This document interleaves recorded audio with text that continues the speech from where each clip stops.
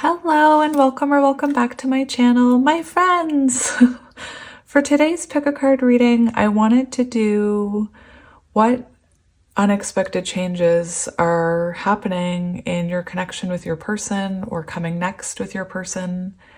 And it could be that, well, I want you to think about a specific person on your mind. We haven't gotten into the energy, so for one of these piles, it may be someone new that you don't even know about yet. But yeah, I'm excited to do this reading. I don't think I've done a reading like this before, so I'm excited to get into it.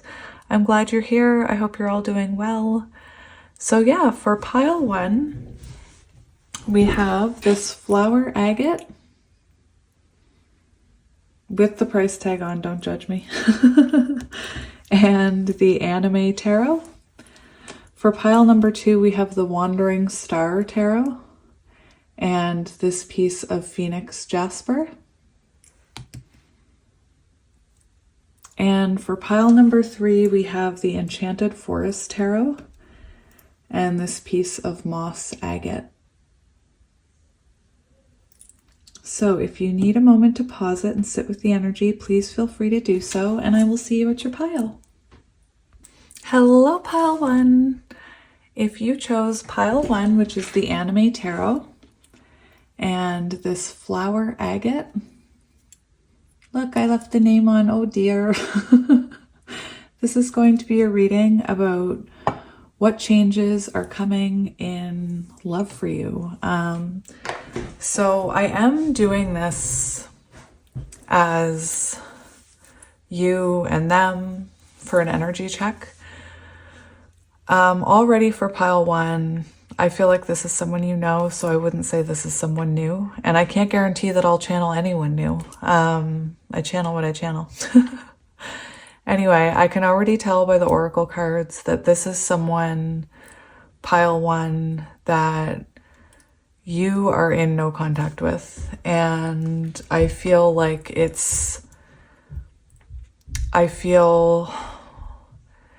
there's spiritual lessons being learned in no contact. But yeah, we'll get into it. I'll show you the oracle cards in a moment. I just thought I would shuffle first. I didn't even look at the bottom of the deck. So we have the Hermit on the bottom of the deck. That's Virgo energy. So like I said, I feel like right now there's spiritual awareness happening or spiritual lessons. Hierophant energy. With Virgo, I feel like you're both kind of focusing on yourselves, reflecting. I feel like there's a lot of healing going on behind closed doors, even though you're not talking to each other. See, we do have death here, so that's what I mean. I feel like there was an ending. I feel like a boundary had to be put up, and there was an ending. And right now is that transformational energy where things are changing and you're evolving. I do feel like this person is starting to look at their shadows, whereas in the past they could have been hesitant to look at their shadows. But yes, let's just dive right in. So we have the Seven of Swords. So that's what I mean. This person could have been hesitant they could have held back from this. They could have ran from this connection. This could be someone that kept something from you.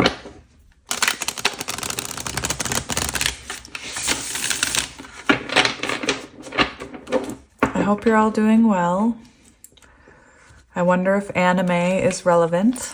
We have the Moon. So I was saying that there's this spiritual lesson I feel that's happening right now in this no contact. And the fact that we have the Moon makes me feel like you possibly are doubting your intuition about what's actually happening. I feel like perhaps you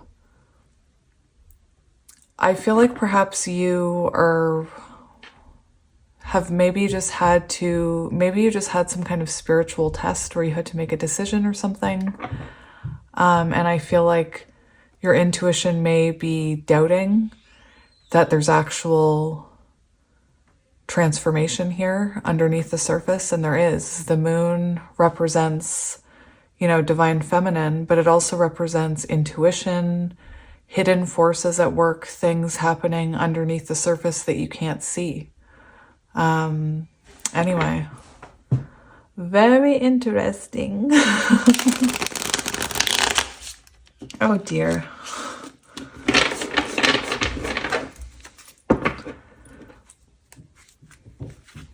We have the Five of Pentacles. Yeah, see, there's this feeling of being isolated and away from each other, left out in the cold.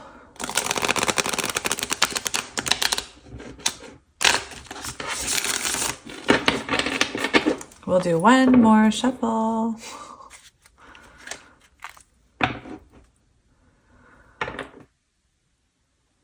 Is that Temperance? Yes.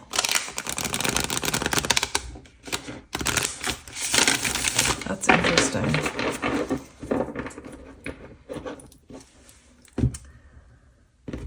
Temperance would show us, you know, things needing to balance, the energy needing to balance. Temperance is, you know, the balancing of energies, the balancing of divine masculine and divine feminine energies, not only in a connection, but within our own selves, because we both have those energies in us.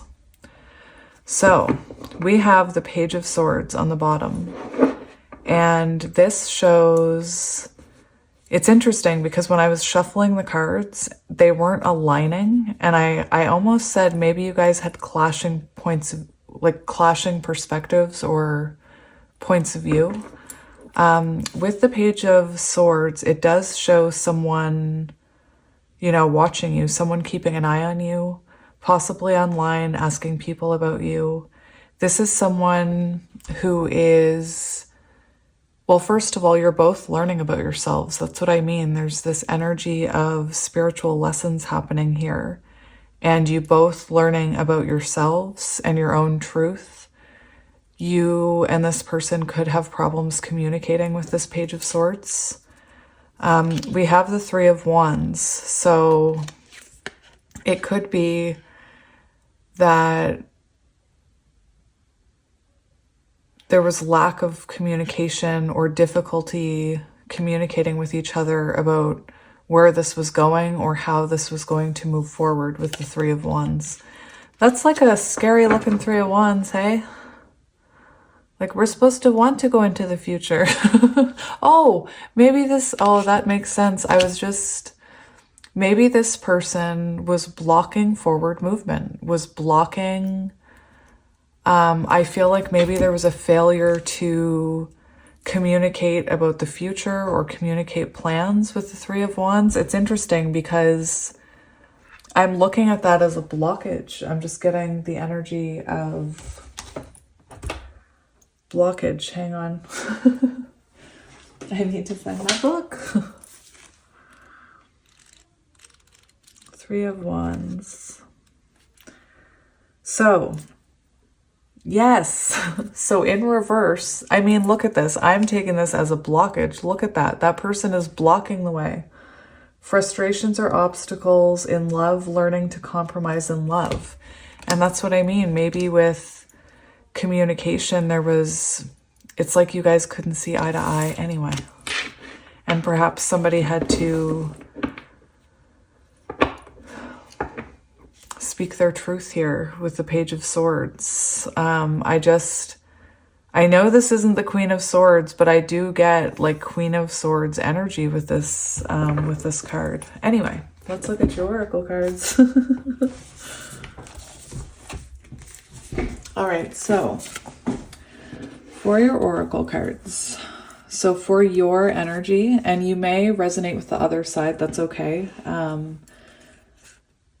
You could very well be the other person. Anyway, so for the viewer's side, or how I channeled it, viewer's side, we have Dragon. And this is one of the spiritual cards in this animal deck, or one of the more spiritual cards in this deck.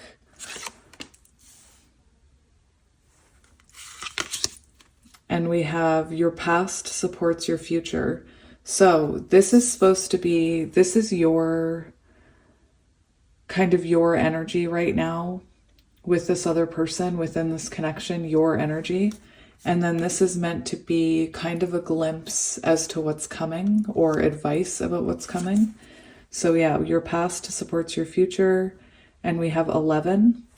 And we also have this moon here, symbolic of listening to your intuition. I feel like perhaps in the past, there's something here that might scare you. Sorry, my kids got a little loud. So yeah, there could be fear here about, you could be having a hard time listening to your own intuition, I'm hearing. For your person's energy, we have the shark, and this is water energy. So Cancer, Scorpio, Pisces.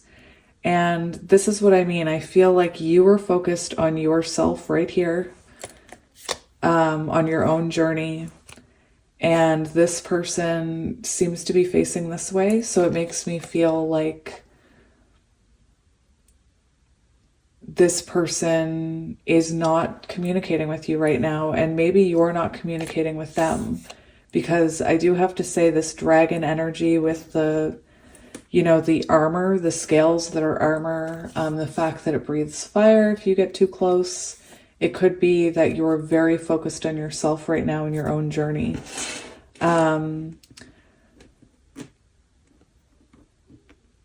Anyway, we'll get into it before I say too much more. I do know that with the shark, there's something that needs to come to the surface here. There's something that needs to be looked at, to be acknowledged here in your person's energy. I also feel like right now your person is thinking about you more than you think and more focused on you than you think.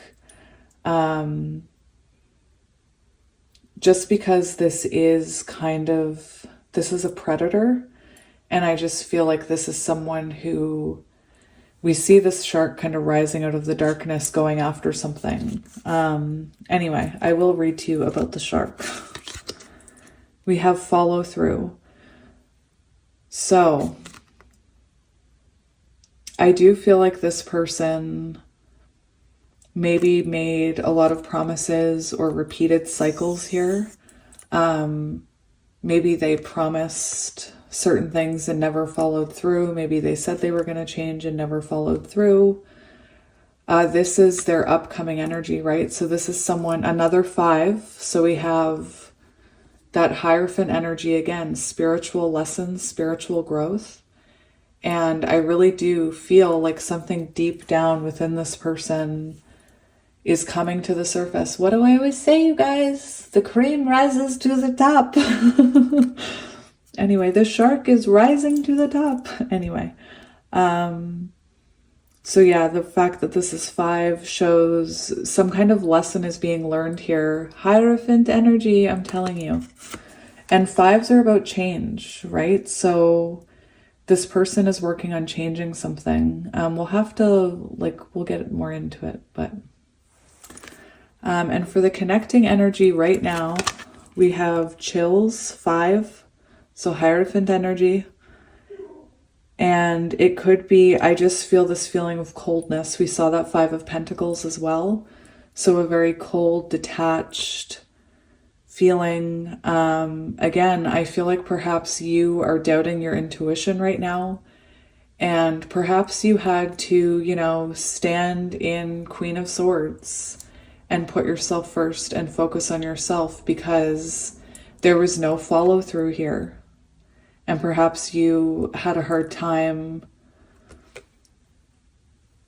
with this. Your past supports your future. I feel like maybe you've seen this person do this in the past with you before, and in the past you knew intuitively that it was the right thing to do, and you questioned it. And every time, maybe not every time, but in the past, I feel like you intuitively knew that it was for the best and that change would happen, but you doubted it. And every time, not every time, why do I keep saying every time? How many times has this been? I just feel like you know this power, this Queen of Swords power. I know that it's hard to do that and trust in it.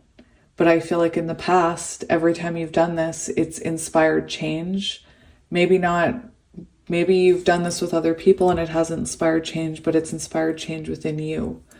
The other thing I'm hearing with this five chills card, which I didn't even read yet, is the fact that we have Hierophant energy. I feel like maybe for some of you, I feel like perhaps you wanted a more traditional connection with this person. I feel like maybe you wanted commitment, you wanted safety in this connection, and I feel like maybe this person couldn't offer it to you, and you got to a point where you know, like, this is what I want stability, I want traditional type of safety within a connection, whatever that means to you. And maybe you had to stand in your power for that. And maybe this person has been avoiding commitment. Anyway, let's read some of these cards. So, for chills, I haven't even read this, since I got the deck. Upon my flesh, within thy bones, quivers a crawling frozen in numbness. Shall I ignore or shall I bestow it? A frozen knowing looks back at thy soul. A frozen knowing. So we're going to read this card for you. Actually, I'm going to pick it up while I read it, so that's the point. Chills. So it is on page 42, which is Lover's energy, and it spills over onto page 43, which is Chariot energy, as well as symbolic of 3 and 4 are Empress and Emperor energy. And when they're both in balance, temperance, it allows forward movement, Chariot energy. Keywords: wake up call, awareness, warning. Okay, so see, this could be a wake up call for this person in regards to you and what you're willing to give to this. We do see this person being very closed off, holding their energy in. And I feel that's symbolic of both of you right now, kind of isolating, reflecting. I do feel like perhaps you needed to make some kind of move here. Maybe set up a boundary because this person was not following through. Your body is an intelligent being providing you with warning signs when you are in danger. Chills are one of these signs, and they warn you to seek shelter and warmth so that you do not freeze. Just like the body, your soul provides you with warning signs in the form of your intuition or the gut feeling that tells you something isn't right. Sacred soul, your awareness is needed now. You may be heading into a situation that can be avoided. There are red flags and clues that you have been ignoring. You may have felt the creepy feeling that something is off, but without proof, your ego tries to convince you that your feelings are misguided or premature. Do not dismiss what you feel. There is still time to seek shelter from the cold before getting caught at night in the snow. And this is what I mean about the past. Perhaps in the past you could see when this person was repeating a cycle or when a cycle was going to repeat. And I feel like this time you're listening to those warning signs. You're seeing the red flags. And I do feel like by doing this, it's caused a wake-up call in this person. I feel like this person may have been hesitant to have this wake-up call, or Even for some of you, I am getting the feeling that perhaps your gut had been telling you something about this person, that maybe they were being dishonest about something, because we did see that Seven of Swords about deceit. It doesn't have to be another person, but there is this energy for some of you that you saw the signs, and your intuition said, okay, we're not repeating that cycle. It's time to stand up for what we want and protect ourselves. And I feel in doing that, you're spiritually evolving into closer to your higher self. And it's causing this person to face what's in the deep there. Again, the Shark card does talk about something that's hidden that needs to kind of come out. So take that as it resonates. So for these animal cards, what am I doing? I'm looking at so these are very spiritual cards. These ones right here, that's the spiritual cards, the spiritual animals in this deck. So we have Dragon, seeing one's most true self, balancing the ego. So again, I feel like because of the past, because you did see the signs, the warning signs, you are standing in your power here with the dragon. I'm going to read to you the dragon. The dragon sees everything. Its essence has been with us since before our first breath and will be there at our last. It watches us navigate the external world as well as our inner world. When dragon energy is awakened, we are courageous, visionary, and can easily drop into witness consciousness. It is almost as if we were traveling with a great friend inside of ourselves. Oh my gosh, guys, that's how I describe when you find your higher self. It's like you're never alone again. You found your best friend. You can trust your higher self. Sometimes your higher self, though, doesn't want to talk to you, and you have... Interesting. My doorbell just rang and my dog's lost their mind. So maybe this person is going to unexpectedly ring your doorbell or something. Anyway, I was saying that's how I describe when you find your higher self, is like finding your best friend. You have fun hanging out with yourself. And just like friendships, sometimes you and your higher self don't see eye to eye and you can't get through them. Anyway. When we look in the mirror deep into our eyes, we may even glimpse the self behind the self, the one who is watching us. Remember the Page of Swords on the bottom at the very start? Was it the very start? Oh no, there it is. When we look in the mirror deep in our eyes, we may even glimpse the self behind the self, the one who is watching us.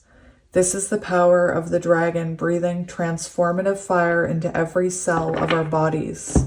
Transformative period. Death. Remember, we saw the death card? Witnessing this omnipotent energy, even for a brief moment, helps us surrender and let go. We let the dragon guide us. We hop on its back for a ride, and as we traverse even the most difficult terrain, the dragon's eyes see beauty everywhere. Listen, the never-ending story could be relevant for somebody here as a confirmation, because with that whole, you glimpse in the mirror and you see yourself behind the self. I just think of when he needs to look at himself in his reflection, and then the dragon jumping on the dragon's back. Come on. I want a luck dragon or a wish dragon or whatever that thing was. Anyway. It is said that if a yogi does not see beauty in the world, their Agni, I'm sorry for mispronunciation, is dim. Agni is described as inner fire or sacred intelligence. May even just the mention of the dragon stir the embers of intelligence within you. So you're, like I said, you're awakening here. That looks like the Ace of Wands here to me. I feel like you were inspired to put yourself first and to put up boundaries and to not repeat a cycle, and to perhaps pull yourself away from this connection because it wasn't traditional. It wasn't, it could have been a situationship that you wanted commitment. I'm just fixing my headphones. So for the shark, we have, thank you for being here with me today. I love you. I appreciate you. Come on, I just went right past it, didn't I? Shark. Directness, exposure, revealing the true nature and desire. And it does say when in the shadow, there's this sneaky, destructive energy. So again, this person could have, ran from this connection. They could have denied healing. They could have denied commitment. This could have been someone, when you see do sharks circle their prey? I feel like they do. But this could have been someone that was circling around you, saying what you wanted, like saying that they wanted more and perhaps not following through, because we do have this follow through. And I feel like maybe they just never took action, or, what is the expression? Put your money where your mouth is, or is it where the money is? I don't know. Someone help me. Anyway, we see them, this is supposed to represent what's changing. And this does show change in their follow through. Anyway, so the shark is only dangerous when we don't acknowledge it. This card indicates that something big needs to be exposed. It's lurking in the depths and creating tension. Shark energy takes over us when we are hesitant to be honest, to be totally ourselves, or to say what we really want. It may be tempting to continue pretending nothing is wrong, but when shark energy is at play, we feel its presence encircling us. And I do feel this person may have been hesitant to be honest with you about how they were truly feeling, and maybe that's why there was no follow through. Again, for some of you, I feel like maybe this person has to tell you something that's kind of gnawing away at them. So for your energy over here, we have your past supports your future. And I thought I'd read this to you. This is by the person who makes the Light Seers Tarot. The ability to draw on past experience. See, that's what I meant about, I feel like you've been in this situation in the past before where you've known, okay, I need to do this to inspire change, to get, to inspire growth within this connection. And I feel like in the past, your intuition was always right. And still, I feel like you're doubting it a little. Anyway. The toolkit of knowledge that you have collected, a time to enjoy the work you've done, things coming into fruition, intentionally weaving the future, justice and karma, finally getting what you deserve. Your life today was created by the thoughts and actions of your past, and this card reminds you that every experience you've had, every step you've taken, and every intention you've set has become a note of wisdom on the lattice of your life. In this way, there is no better way to improve tomorrow's trajectory. Oh my gosh, this is on page 24, and that was on page 42, so 2442. Mirroring for my counterparts, anyway. As you weave the web of your life, take the time to include patience, honesty, diligence, and faith.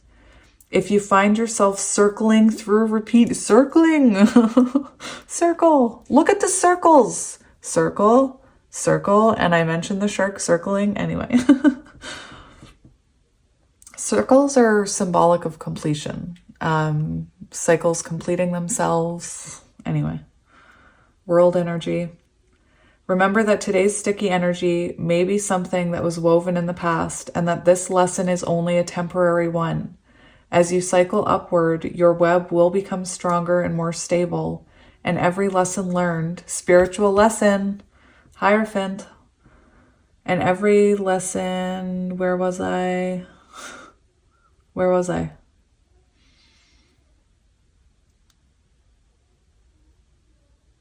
Every lesson learned is one more strand of support that can be counted on at a later date.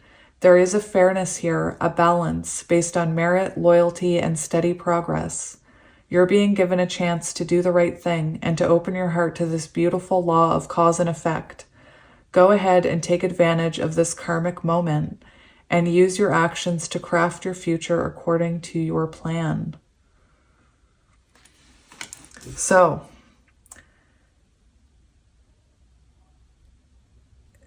this is, I feel like in the past, you may have ignored the red flags when you saw them coming for some of you. And I feel like that's changing. That's what's changing for you. I feel like you're going to have more trust in your intuition, especially in regards to this person. Like I said, I feel this card is coming out in the upright. I feel like this is the energy that's supposed to be changing for you. So I want to look at the shadow of it because this is what's changing into the upright. So in the past, it says the need to work through negative energy that was sown into the past, a chance to integrate life's lessons, the opportunity to choose a different future, a tendency to coast, the time to break free from outgrown habits or negative patterns, injustices that need balancing, a chance to do the right thing. And this is what I mean. I feel like in the past, perhaps you just kept going through this cycle longer than you should have. And you're about to see that all of it happened for a reason. You know, this does say finally getting what you've been working towards, whatever that is, whether that's this person, you know, you realizing that you deserve better and opening your heart to new, or this person having that wake-up call, which, you know, that is the energy here, a wake-up call. So I do feel like this person is going to circle back around is what I'm hearing. Now with their energy, 23, following through and nurturing your relationships. So listen, see, this is what I'm talking about. Listen to the shadow of this card. This is what they're changing. This is what's changing for them. Them sticking to their word. Them putting their money where their mouth is. Someone help me. I don't know.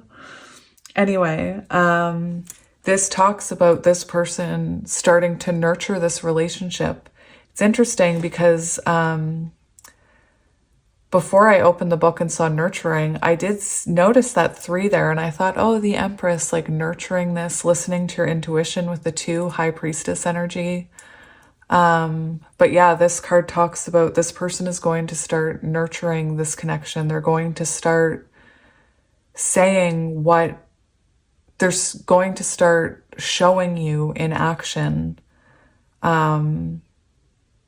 Not just empty promises. Now, what I was saying is in the reverse, so the energy this person was in the past is not doing what you said you were going to do, leaving her energy scattered in unfinished business. So that's what I mean. There's this energy of this person saying like, oh, I'll do this and I'll change or whatever, whatever it is for you guys. And they just never did that. They just kind of swam around and around and around and around and around until they got dizzy or until you got dizzy.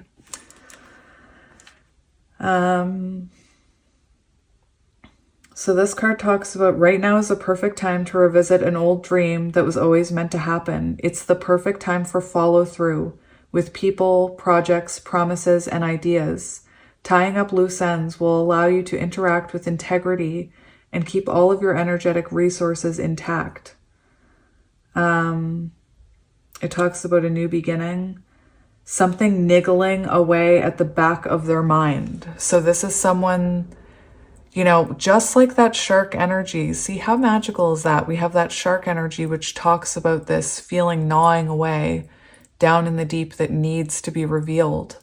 And then we have this niggling feeling on this card. Feel the niggle. That's a card that I like.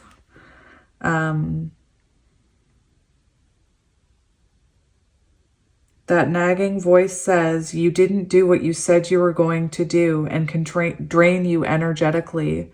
That guilt can even become a sense of diminished self-worth or lack of accomplishment. So this is what I mean. This person is now having that wake-up call, like, I didn't say what I was going to do. I didn't, you know, pounce on this person. I don't know. What does a shark do? Really, they attack. But that's what I mean. This is a kind of a prey energy. And I just feel like this person never actually preyed on you, pursued you. I don't know. Anyway, and with that, like I said, with that dragon energy, I feel like you're keeping yourself safe right now. So with all that being said, let's get into the tarot. So I want to see what is the unexpected change coming in this connection. That's the first card we're going to see. What is this unexpected change coming in love here? What is this unexpected change coming in love? So we have death and rebirth. And, you know, I saw current energy is death, you know, and the fact that what's changing is the same energy shows me like death and rebirth. I do feel, I have the Five of Cups on the bottom, you guys, and the Five of Cups, like I said, repetitive fives in your reading. The Five of Cups is about regret and sadness that can be, you know, turned into healing from the past, into, let me put it in an actual example. Like, for example, you ending this connection. If it broke this person's heart and opened up their emotions, and that emotion, you know, was regret and sadness and missing you, with all of that Five of Cups energy, with all that emotion flowing, they do start to heal. They do start to have realizations, and then they hit that Six of Cups energy, which is healing, thinking about the happy times, reminiscing about you. So I do feel this sadness turned into healing. Here, there is a rebirth coming here. So we do have, it's interesting, we have the Princess of Wands here, the Page of Wands. And the Page of Wands is about, it's about a spark. It's about, I've always heard about the Page of Wands being linked to spirituality, because the wands can represent like spiritual awakenings, spiritual movement, and the Page of Wands I've heard described as the action you take from this awakening, from this realization. So very interesting here. I want to get two more cards about how this is, actually, I want to see how your energy is going to change in regards to this rebirth energy. So can we see how the viewer's energy is, what unexpected change or what energy they will be embodying when this rebirth happens?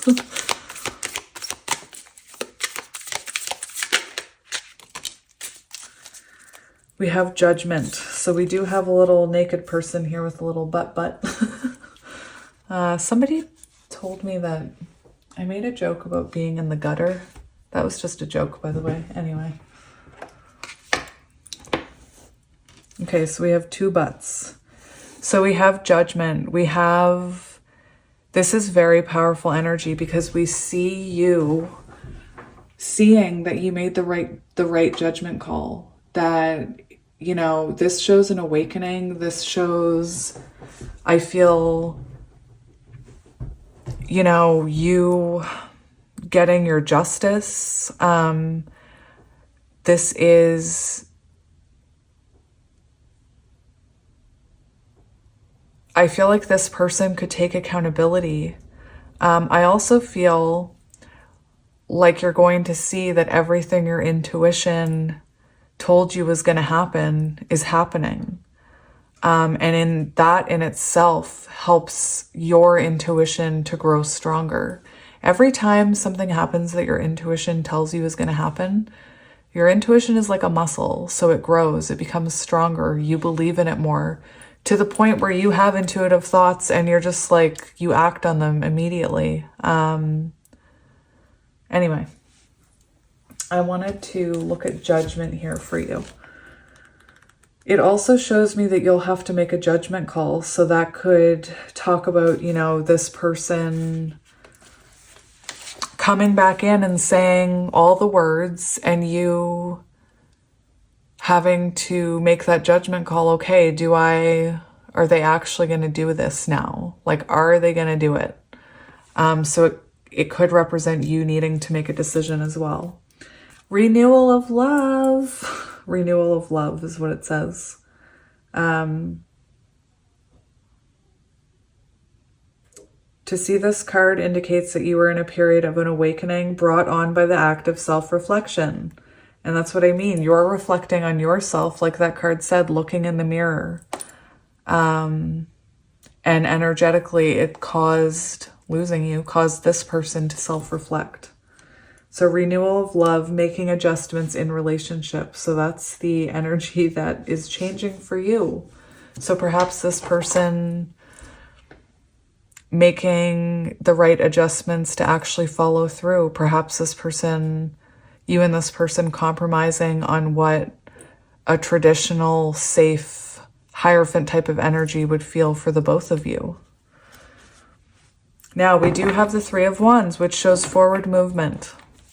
So I think it's interesting that it shows that you see the potential here when this person comes in. You see change in them with the Three of Wands.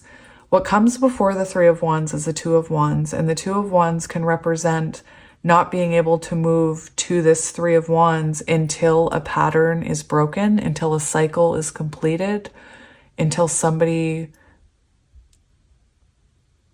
puts their money where their mouth is. I just don't even know what that means. I don't even know why I keep saying it. We do see this Ace of Cups. So again, this is an energy of a renewal, of love after kind of an emotional awakening with the water. And I do feel like your person, while you're going through a spiritual awakening, I think they're going through a bit of a spiritual awakening and an emotional awakening with this shark energy. This is someone who I feel is going deep. So let's see how their energy is coming out after this big change, this unexpected rebirth.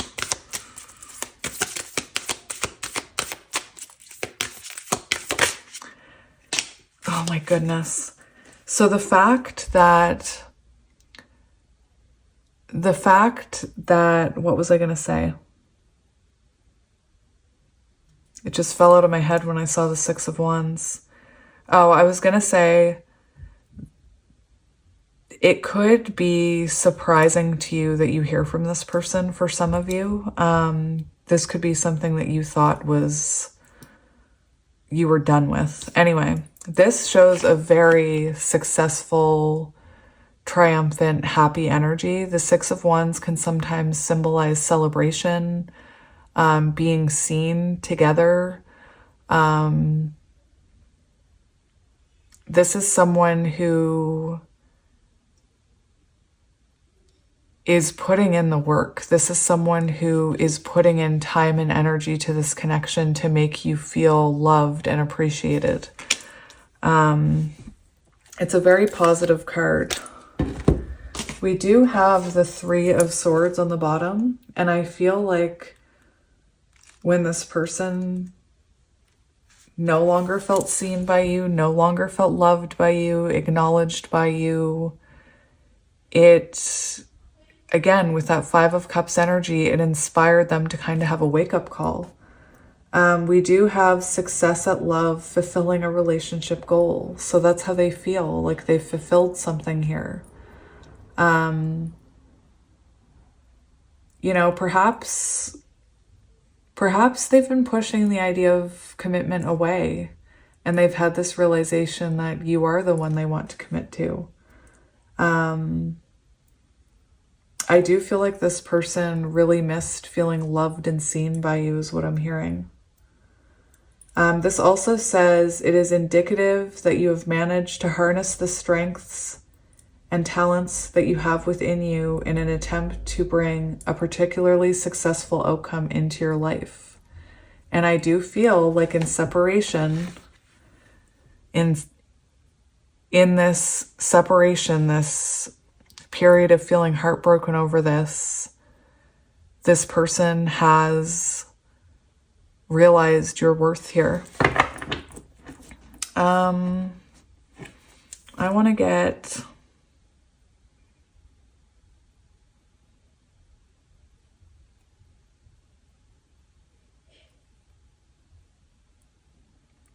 see how you're currently feeling about this person right now, actually. How do you currently feel about this person? The universe. So first of all, this is the World card. So you could be at a distance with this person, feel at an emotional distance from this person. What's really coming through strongly here is you see this as someone who would need to have an awakening and come in right if it was ever going to work again. You see this as someone who needs to follow through, needs to complete a cycle or let something go here. We have the Ace of Swords showing, again, I feel like if this person was to have this awakening and to come in with communication and clarity, you would be open to it. The Knight of Pentacles. The Knight of Pentacles, to me, it is a very slow-moving energy. So perhaps, you know, the fact that you aren't talking to this person, you can't even see that they're coming back towards you. But I also feel like this is someone who didn't put in enough time and effort in the past with this Prince of Discs. It could have been very, very slow-moving to the point where you didn't even know what was happening. And that's what I mean. To me, I'm seeing if this person were to change that, to change their approach, to have a realization about these things, you would be open to it. How is this person currently feeling about you?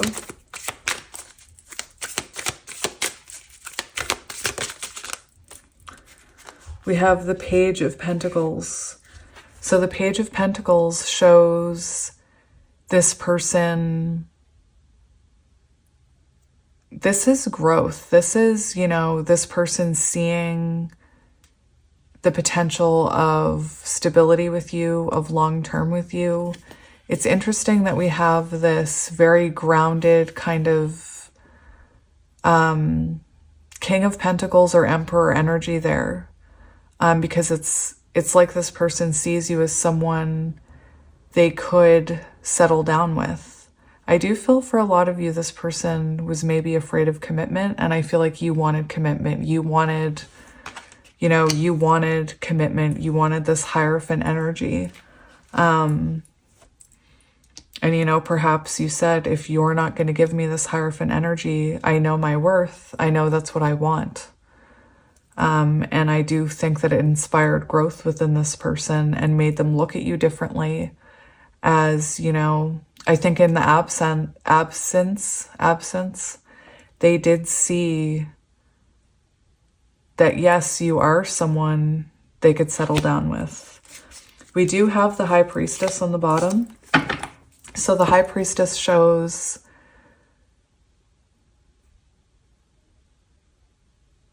that they feel intuitively drawn to you. They could feel a telepathic connection with you or an intuitive connection with you. This is also someone who maybe didn't truly open up to how they deeply felt about you with this High Priestess energy, because the High Priestess can be someone who kind of keeps their emotions and their passion within, rather than showing it outwardly.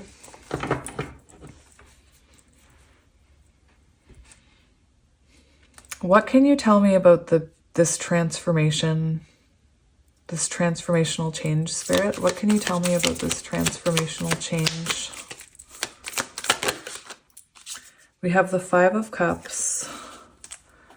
So the Five of Cups shows us that this person, again, it's interesting that those came out together, because it does show that this person's grief over you made them have a lot of realizations about this connection. So we have the Five of Cups.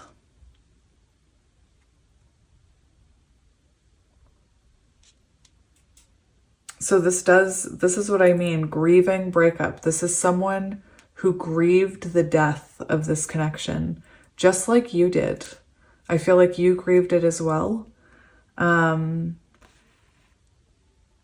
And it is this type of energy that causes someone to heal old wounds, to go into that Six of Cups energy and to heal it and to become nostalgic about it. We do have the Three of Cups, and to me that shows that this person wants to give more to this. They want more of a flowing connection with this Three of Cups. It could be that they didn't, the fact that we have these Three of Cups spilled here, it could be that, you know, you were putting in more energy into this connection than they were. Anyway, we do have the Queen of Pentacles here, showing that this person sees your worth as someone worth settling down with. This energy right here. We were taking that. Can you show me what is coming in the near future for this connection, please, Spirit? What is coming after this death and rebirth? We have the Ace of Wands, so that's someone taking inspired action. That is, you know, we talked about the Page of Wands and about it representing the action you take after a spiritual awakening. And the Ace of Wands talks about a moment of realization. I'll just cover that bum up there. Can you show me what this shark's intentions currently are? What is the shark's intentions? We have the Star to heal this. So we do have the King of Cups. We have the Star showing this person still has hope for this. They still have hope that they can make this right. This is someone who's drawn back to your energy.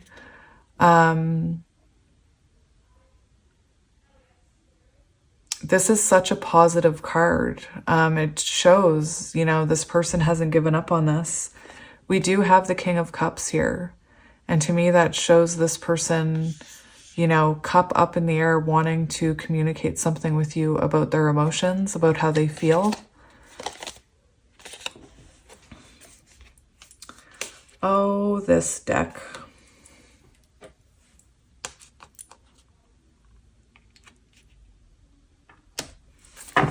Can you show me what action they will take towards this connection? What action will they take? Interesting.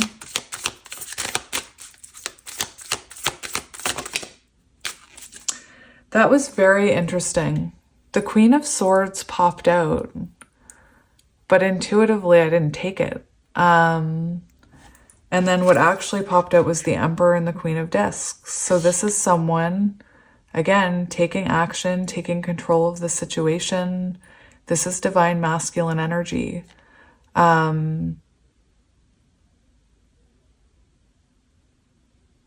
this is someone going after what they want. This is about structure. The Queen of Discs shows that this person knows your worth. They know, I see them as taking action towards this Queen of Pentacles, settling down with them, wanting to protect them, wanting to nurture this connection. You know your worth, you know what you want, and I feel like this person is now leveling up and taking action towards this. The Emperor, amazing.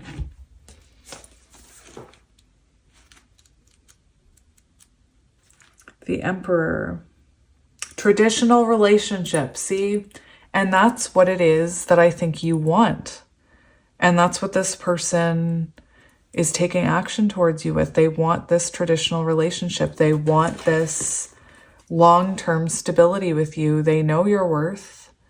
They know you're who they want to, grow old with, I just heard. I just heard the song from The Wedding Singer, I Want to Grow Old With You. Anyway.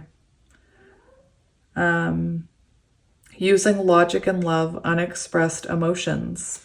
And what did I say with that King of Cups? He wants to come in. That King of Cups, not your person. Gender doesn't apply here.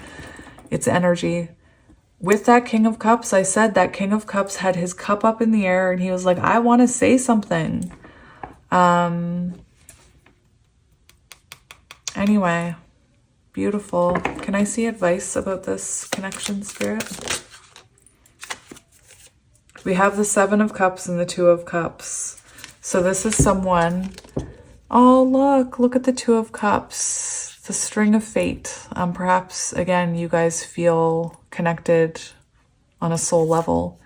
But the Seven of Cups shows someone who's choosing their cup, who's prioritizing this. This person could have made you feel like an option in this past. This person could have seemed distracted with other things or other people. This shows them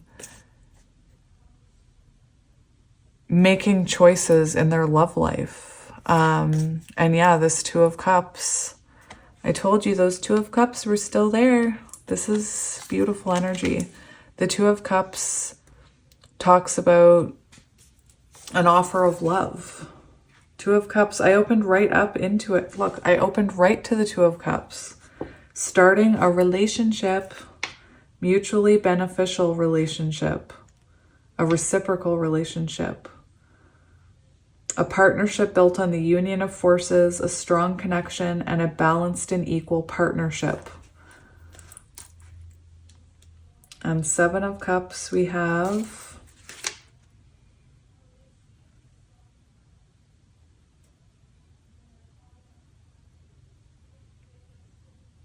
again, we have this energy where this person has evaluated. I feel like they've taken time to evaluate this. I feel like they were confused in the past. Perhaps there was someone else for some of you, but this person is choosing you. They're choosing their cup here with that Seven of Cups energy. We also have the Prince of Cups on the bottom, which is the Knight of Cups. So again, there's, oh my gosh. Look at this energy. Like, you're my lobster. This person coming in, you're my lobster, you're my other half. I need to tell you this. This is someone following their intuition. And I think it's very interesting that this card talked about you hopping on your dragon and living your own life. And we see this person hopping on this eagle. And there we have the Six of Cups, which is healing, reconciliation. We already talked about the Six of Cups energy that we saw earlier. Oh my goodness. All right, well, I'm going to leave it there. I'm going to get some advice for you from this deck. So what advice do you need to hear going forward? What advice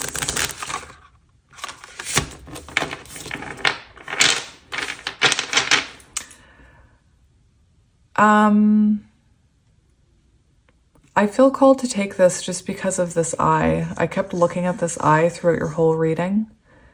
And the fact that this came out, it's 3 Empress energy, evolve into your complexity, and we see this third eye. I feel like I have to take it. It kind of wanted to be out, so we'll get you one more though. What advice do you need to hear?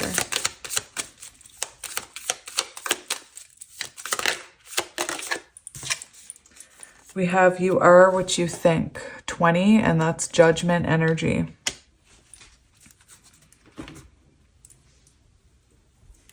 So if anybody's wondering, those are from this Animal Apothecary guidebook. Evolve into your complexity, and it's on page 7, which is Chariot energy. Octopus is a shapeshifter, able to change the color and texture of her skin to camouflage her appearance. She is an excellent escape artist and exceptionally intelligent. Octopus evolved into her greatness, her profound complexity, through all the difficulties she endured. Her need to survive and endure every situation that caused her fear and suffering is literally what evolved her into the magnificent creature she is. Octopus's medicine teaches us about the difficult journey toward the evolution of our highest self, who is our true self. I think this is fascinating because this is very much the same energy of this dragon card. This card represents the moment of sprouting, the seed ripping open to blossom into what it was always destined to become. This may not be an easy or comfortable moment. The fortitude of octopus, oh my gosh, is needed here. As scary situations, self-doubt, and challenges approach, stand strong in the inner knowing that difficult moments are the catalyst for evolution. Beautiful. See the test, and even if you are shaking, yell to the world, I will keep going. See the limiting beliefs on your knees, crying and screaming, I will still keep going. See the loss of something special with a shattered heart and profess, I will keep going. All ventures will be faced with limitations, difficulties, and tests. Instead of resisting the inevitable hardships, accept them for what they are, catalysts for growth into a much more complex and profound version of yourself. When a mother resists the pain of childbirth, the labor takes much longer. When the mother surrenders and allows the pain to move through her, the birth progresses much faster. Once you accept the universal law that all beings suffer for growth, you will pass through the suffering more quickly. Octopus's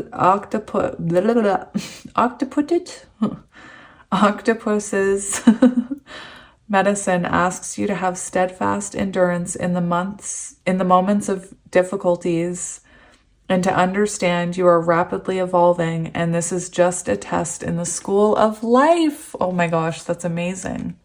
Amazing. I think it's amazing. You are what you think. It's on page 42. 42 could be relevant because that was on page 42. Flamingo is not born pink. She takes on her color because of the pink krill she eats in a clear depiction of you are what you eat. She appears in your reading to say you are what you think. The medicine of this card requires a profound amount of discipline toward the way you think. The true importance of our thoughts is demonstrated by quantum physics, which reveals that what we feel and think greatly affects our reality. Our thoughts create a wave of energy that is then mirrored back to us in material form with a delayed response. This means that you do not instantly get what you think, but if you feel and believe something for long enough, you will see that belief mirrored back to you at a future point in time. Flamingo asks, what inner narrative are you nourishing? Does the image in your mind produce an outcome of fulfillment or defeat? Flamingo's medicine suggests scripting for altering and transforming your inner beliefs. Scripting is the process of rewriting your story to program your subconscious with a new, more profound understanding of your existence. You will need to acquire a journal and dedicate at least 5 to 10 minutes every night to write out your new reality. Scripting before bed sets up your subconscious to have these ideas implanted while sleeping. Scripting is easy and it's fun. It's writing out the reality you intend to happen as if it has already happened. For example, one might state, I am so excited I created my own business and it happens so easily. I am connecting with people on such a deep level. I'm so grateful I found the person of my dreams. You know, manifesting your reality, which is completely possible, my friends. So I am going to leave it here because I feel like I rambled on for long enough, but I hope that resonated, you guys. I hope it brought you some comfort and some peace, and I will talk to you guys soon. And as always, I am sending you so much love and light and support and healing, and thank you for being in my life, and thank you for being you. You're wonderful, whoever you are, and I love you. Bye. Hello, Pile 2, and welcome to your reading. If you chose Pile 2, and this Phoenix Jasper, this is going to be your reading about what's changing in your connection. So yeah, welcome to your reading. I hope you're well. This is the Wandering Star Tarot. So before we get into the oracle cards, I do have oracle cards that I knocked over. Right here to show us you and whoever this person is, their energy. Before we get into those, let's have a shuffle with the tarot. So right away we have the Ace of Cups on the bottom. And the Ace of Cups makes me think of, you know, I feel like this could be a new connection, a new beginning, or this could be a connection that there's a renewal taking place with this Ace of Cups, maybe a new start after an awakening or an emotional awakening. We do have this Eight of Pentacles, and the Eight of Pentacles can talk about a connection that you've put work into and then you're seeing the rewards for it finally. I see here we have the Chariot, so this is what I feel is changing for you. Something that you've been patient with, something that you've put a lot of work into, a connection that's been challenging. At times, maybe you didn't see the rewards from it. We do see it growing here, moving forward. We have journey, success, progress. So very beautiful, Pile 2. I'm excited about your pile. So we have the King of Pentacles. So you could be dealing with an earth sign. I feel like this is a connection that's trying to ground, trying to stabilize. I do feel like you could be in low communication or communicating. But we'll have a look. I hope you're all doing well. We have the Hierophant, so higher level of commitment, spiritual wisdom.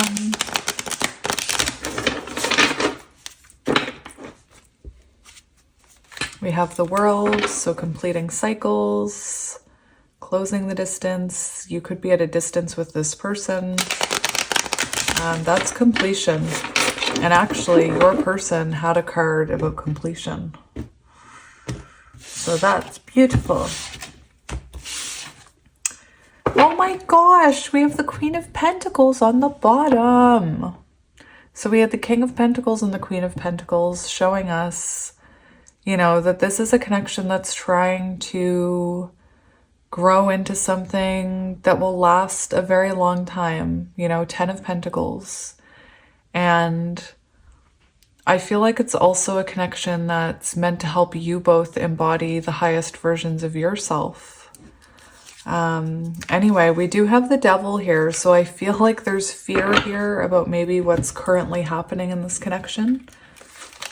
I just have to fix my headphones. There we go.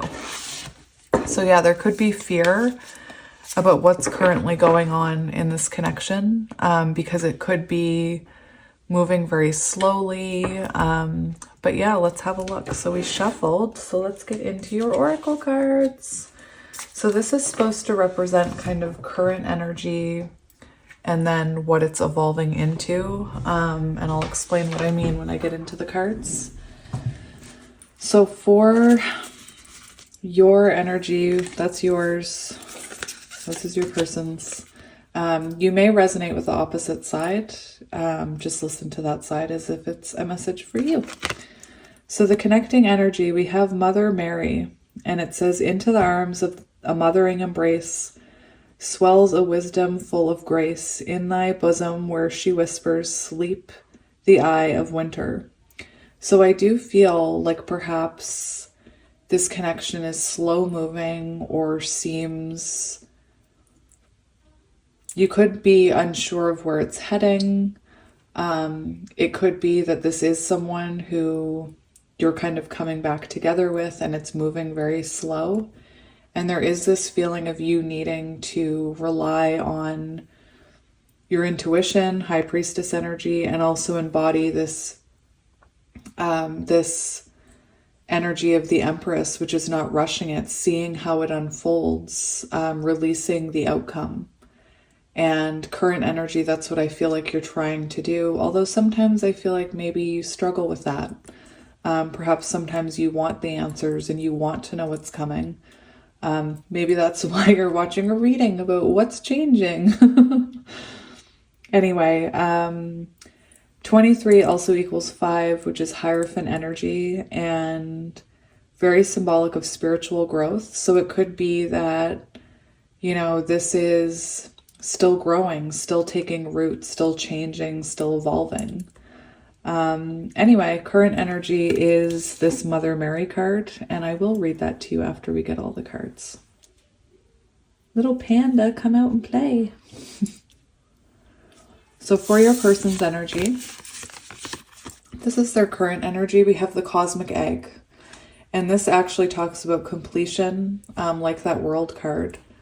And I do feel like this is someone who's transforming with this snake kind of encircling this cosmic egg. The cosmic egg represents, you know, we see all the colors of the chakra. So this is someone who's transforming, and maybe that's why you're having to kind of trust in this connection right now. So for their energy, what they're moving towards, we have What's Your Honest Truth 20, which is the energy of judgment. Also with 2, we think of the High Priestess. So it could be that what's changing next is this person really opening up about everything that they're feeling. That, you know, they are intuitively drawn to you. Anyway, we'll get into it because that card does talk about speaking your truth, saying what you want. Anyway, very transformative energy. It's very beautiful energy. And I feel like right now you're trying your best to be patient and to trust in this. And I feel like sometimes you may struggle with that. So your energy, we have the Swan. So if you resonate with counterparts, we do have Swannies. We do have, maybe I'll just put these in here for this reading. They want to watch together. Can't you see me as a child, like making my dolls kiss each other? I totally did that with my reboot action figures. Bob and Dot have a kiss. Anyway, this Swan energy is, I feel like you're trying so hard to embody this divine energy where you're not chasing, you're just allowing things to happen. You could be kind of mirroring this person's energy, like only putting in enough, or like communicating with them in the way that they're communicating with you. Testing the waters, so to speak. But anyway, you're definitely drawn towards this person. We see you both drawn towards each other. That's why I think that there's definite energy of you guys in low contact here. What's interesting though is we see the swan drawn to the snake, but I do feel on your side this level of fear towards the snake. Have they really changed? Have they transformed? Are they going to... I just see this fear on your side towards this person. And this is what's changing for you. So your person is going to start being more truthful. Again, we'll read that card. Making better judgment calls. And your energy is showing you, instead of trying to chase this connection or figure it out or analyze it or control it or put it into a little box, you're starting to listen to your intuition. And not only that, I feel like you're starting to pay more attention to yourself.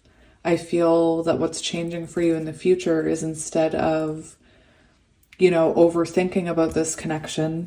What was on the bottom? Was that the devil that we saw? Yeah. Instead of obsessing over this connection and worrying about what's going to happen, when is it going to happen, is this person going to do this, is this going to happen, we see you changing into this very grounded, stable energy, Queen of Pentacles, not listening to that overactive ego. This card does talk about, well, I'll just read it for you, but I do see that what's changing for you is you're no longer obsessing over this. You're starting to trust your intuition. And not only that, I see you as someone who, when you feel called to kind of overanalyze this and try and make something happen, you learn to put that energy into yourself instead. You recognize, oh, okay, like I need to go do something for myself right now. This can also be symbolic of you finding your soul path while you're kind of working through this energy. But anyway, that's what I see changing here. So yeah, if that current energy sounds familiar. So I think the first thing I want to do is I want to read you this Mother Mary card.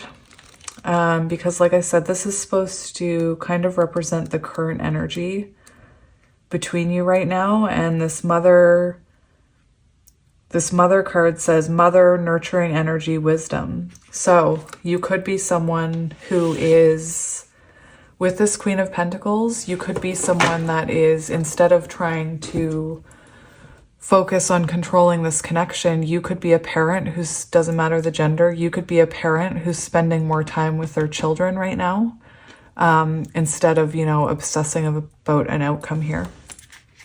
Anyway, it's on page 83, so 83 and 84, so those could be symbolic, those years maybe. Mother Mary is known as the seat of wisdom, and when she appears in your spread, she guides you to seek wisdom in the divine powers that be. The universe, God, Spirit, the all-powerful Creator, your spirit guides. What you name this power doesn't matter. What is important is that you can call on this force anytime you are in need. The universe will lift your spirits, comfort you in hard times, and guide you on your path when you are lost. Just like a loving mother will always be there for you in your time of need. Anyway. Additionally, I can tell my mother wound is like being triggered by that statement. It's funny how you can tell when your wounds are being triggered by things like that. Because it says, just like a loving mother will always be there for you in your time of need. And my wound immediately went, ouch. Additionally, this card reminds you that we all have feminine energy. This energy is nurturing, peaceful, and moves mountains with a soft and gentle touch. Your situation requires you to trust that all will be well. You cannot move forward with force. To do so will only destroy the magic that is already making its way to you. This is especially true if you are feeling overwhelmed or burnt out. Be still and let the universe support you. So like I said, you're in an energy of trying not to push this. You're just trying to see how it unfolds, nurture yourself, possibly nurture your children, trusting in the universe. I just had to pause it because my kids were getting a little loud. So we're going to do swans dive? I'm sure they do. We're going to dive into your current energy, you and your person. So with that, we have water energy. So Cancer, Scorpio, Pisces. The swan. So current energy, just let me. We have infinite creative power. So this is interesting because I do feel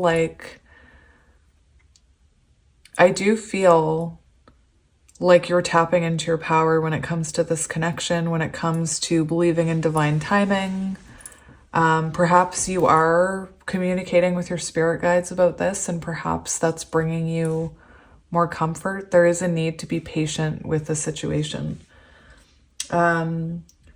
We do have this energy, though, of the swan. When the swan gets insecure, it starts to lack vision. It starts to it can't see the beautiful potential in this when it's in the shadow. So again, there could be times where you're doubting your own intuition.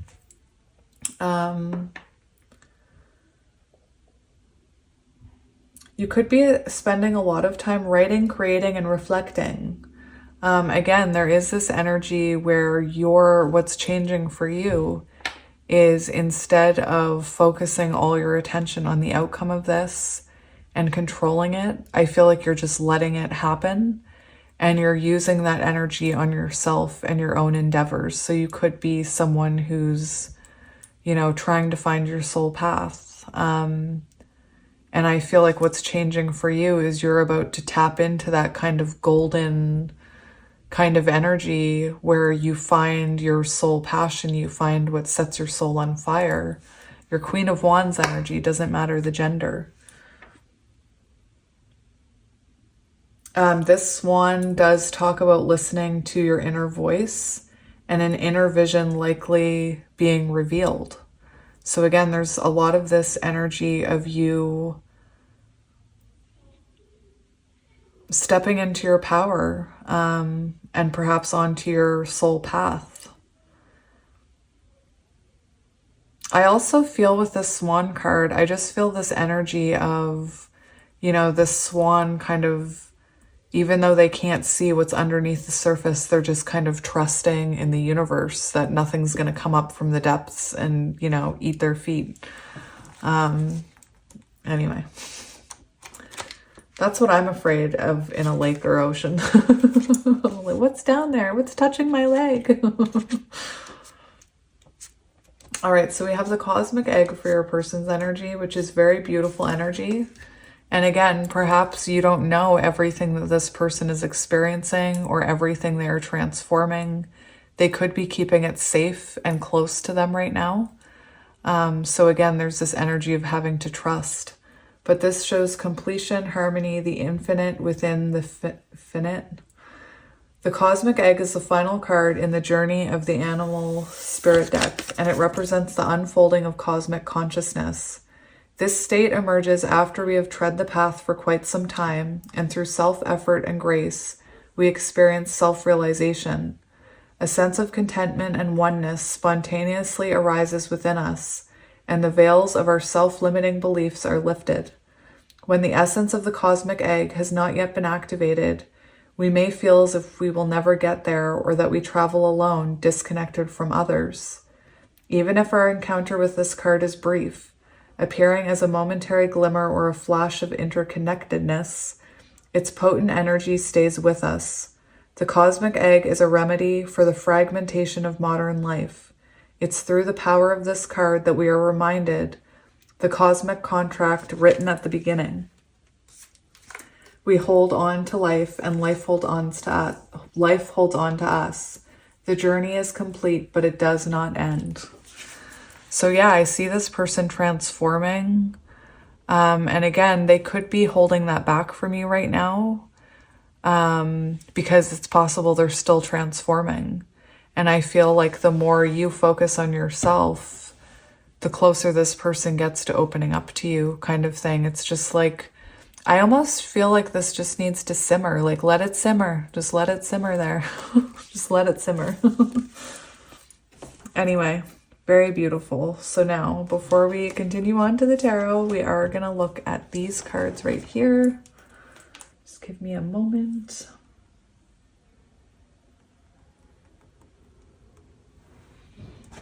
All right. So this deck is by the person who makes the Light Seers Tarot. Anyway, I'm going to read your person's energy first. And this is what's changing for them. So this is the energy that, you know, they're changing into in the future here. And again, it's the energy of judgment. So I am getting awakening energy, transformations, change. It's on page 42. So 42 equals 6, energy of the Lovers. Total authenticity and transparency, a glorious unveiling of spirit, clear and compelling communication that comes from the heart. That's what we want. Finding the key to abundance by finding what is true and right for your soul. And this person, I feel like they're having an awakening that you are what's right for their soul. And perhaps you've helped them find their way on their own soul path. Maybe you've helped them realize their potential in some way. The fact that it says clear and compelling communication makes me think that in the past, maybe this person wasn't so good at communicating what was going on with them here. Maybe they held it close to them. Maybe they were a bit of a loner.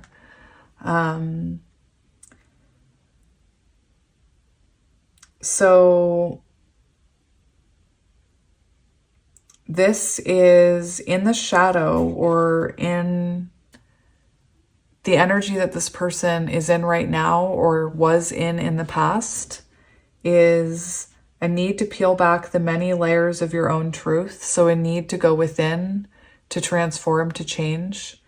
Holding on to masks for protection. So this could have been someone who wore a mask or wasn't completely open about the way that they felt or what they wanted. This could have also been someone who, you know, denied things, or like denied what they truly wanted in this connection. A true dive into your heart and love with heart, no, blah, blah, blah. Speak English. A true dive into your own heart with love and compassion. A need to pay closer attention to the shadow aspect of your story. So in the past, I feel like this person possibly did have a lot of shadows that contributed to whatever the atmosphere was in this connection, or if there was an ending. And perhaps they wore a mask and they didn't want to look at those shadows, and they didn't want to take accountability with this Judgment card, and they didn't want to apologize, perhaps. This can also be someone who's been denying that you are what they want. And it perhaps they denied this in the past, and it took, you know, an awakening to kind of wake them up to the fact that you are what they want here. What did I see on here? So for some of you, I am seeing this energy of judgment here, where perhaps this person this person gave into fear and didn't choose this connection and decided to stay in something that felt safe, or even chose themselves. But we see that changing and them being very open about what they want. So very beautiful energy. I know I say that 20 times a day. It's so beautiful. It's so interesting and beautiful. Those are the only 2 words in my vocabulary. Thank you very much. Oh my gosh, this is on page 20. So I do feel like right now is a time for both of you to be going within and having this judgment energy where you're reflecting about your own path. Very reflective, mirroring energy we have here.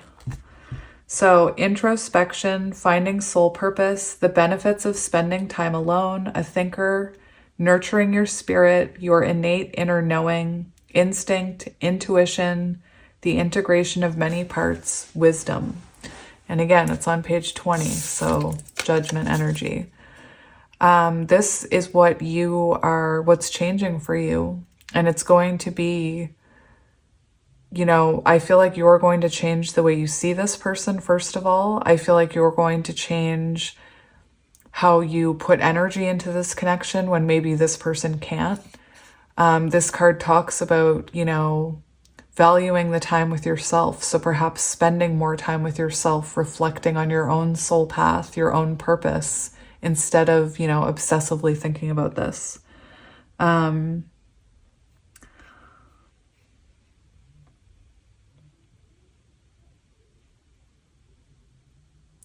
just reading the self-care message, which is like the energy that maybe you're coming out of. So right now you could be, maybe sometimes you feel isolated from this connection. Maybe you and this person are barely talking and you feel isolated from them. And again, there's that kind of devil energy where maybe when you're isolated from them or you're not hearing from them, you start obsessively, thinking about this. What can I do? How can I control the outcome? And we see that changing in you.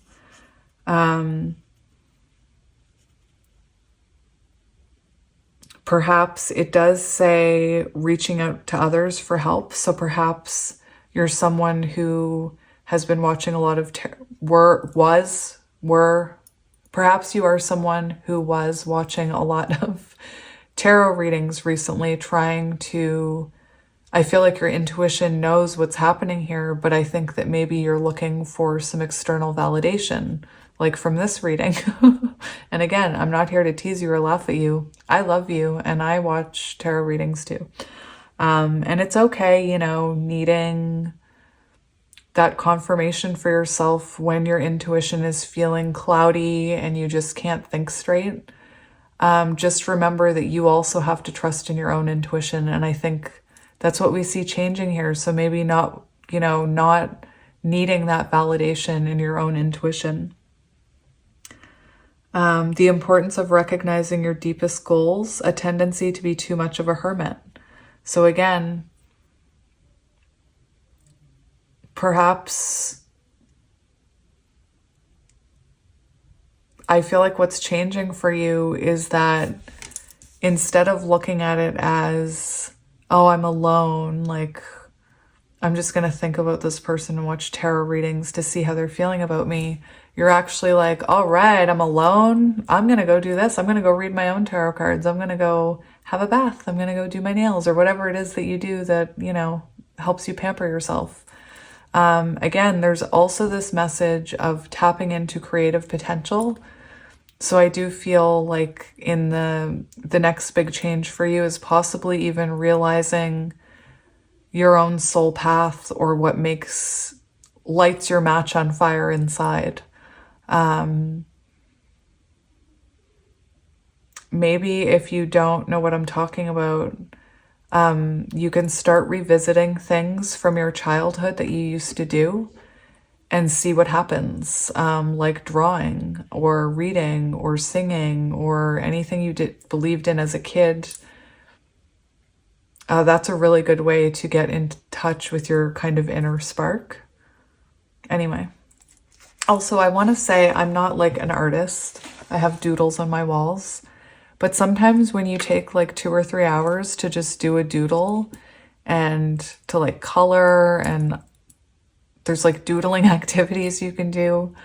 You can even do manifestations with shapes and stuff. Anyway, I find when I'm doing that, I'm in active hermit energy because my mind is reflecting as I'm doing it. I'm thinking about things. I'm having all these thoughts and realizations. It's very soothing and meditating. Anyway, you are a spiritual being with animal instincts and the resources inside to totally rock this life. Yeah, you do, pile 2. Integrate all of your current wisdom as you navigate the current situation. The fox has many traits that guide his joyful life. He's clever and cunning, aloof yet adorable, instinctual, wise, and creative, and he calls upon all of these diverse aspects of self to collaborate his inner wisdom, his inner guidance system, He lives and moves as a whole being, and that is where his magic lies. Your wholeness will be more compelling than any one aspect of you. Your answer lies in adding your options together and in making something new out of them. There's no need to pick a single alternative, nor to niche and focus on one tiny aspect of who you are. Your pure, integrated essence radiates magic like nothing else. It's time to infuse your book knowledge with your own innate wisdom. Meditate on your situation anew, refusing to fixate on past negative memories and choosing to focus on present possibilities. So it's interesting because with this fox, I right away when I saw the fox, poor foxies, I kind of always see the Seven of Swords when I see a fox because it's on a deck that I have. But the Seven of Swords can represent fear, and I feel like that's what's changing for you. You're trying to let go of that Seven of Swords energy, the fear of, this person hurting you again, the fear of the unknown, the fear of not knowing how this is all going to turn out, and turning it into power.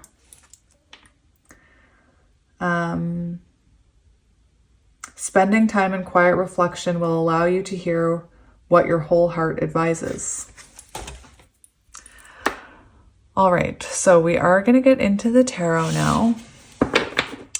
So I want to see what is the next big change coming in this connection. What is the next change coming in this connection? So we have the Tower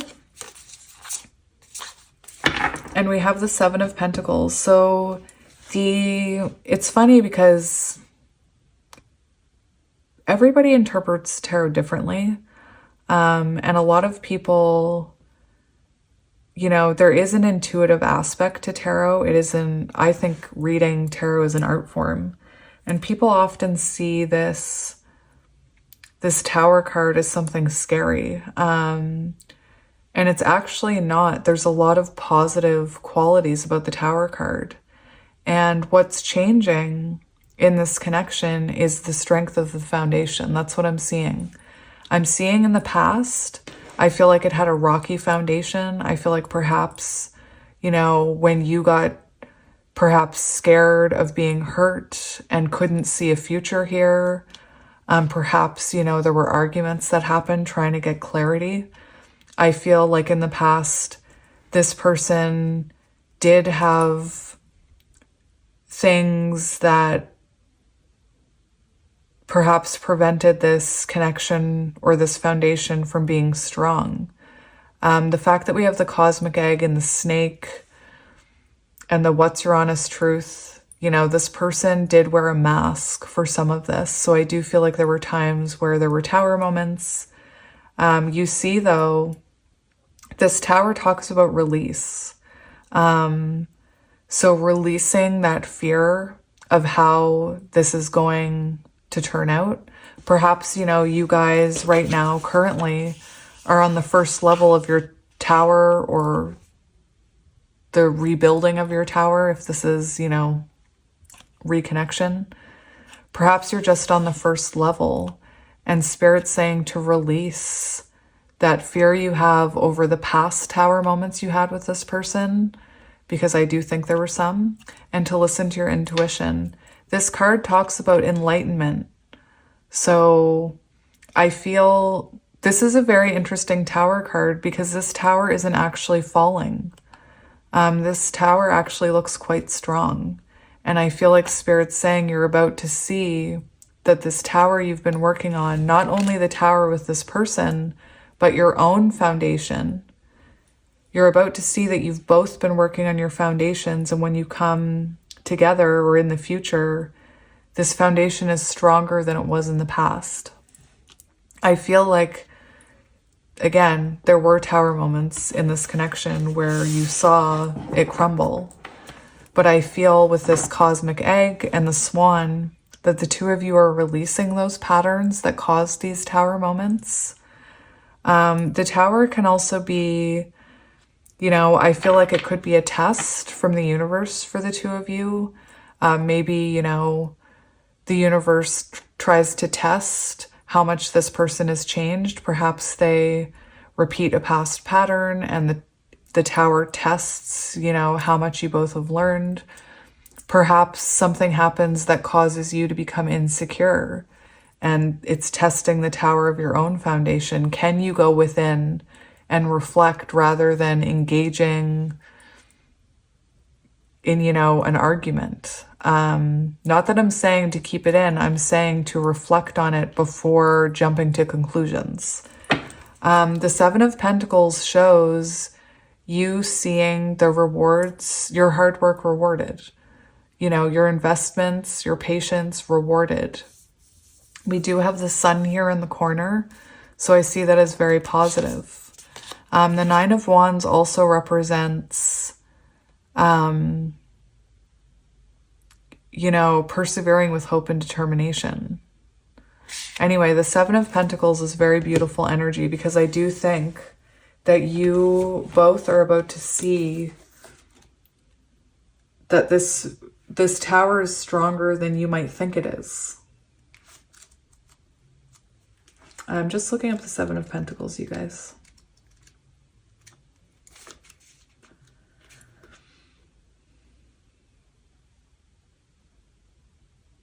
If you have been putting time and effort into something, it signifies that your efforts are paying off now and in the future as well.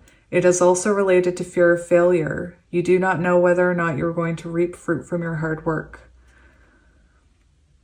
And it does say investing into love or a connection, time and dedication, nurturing it.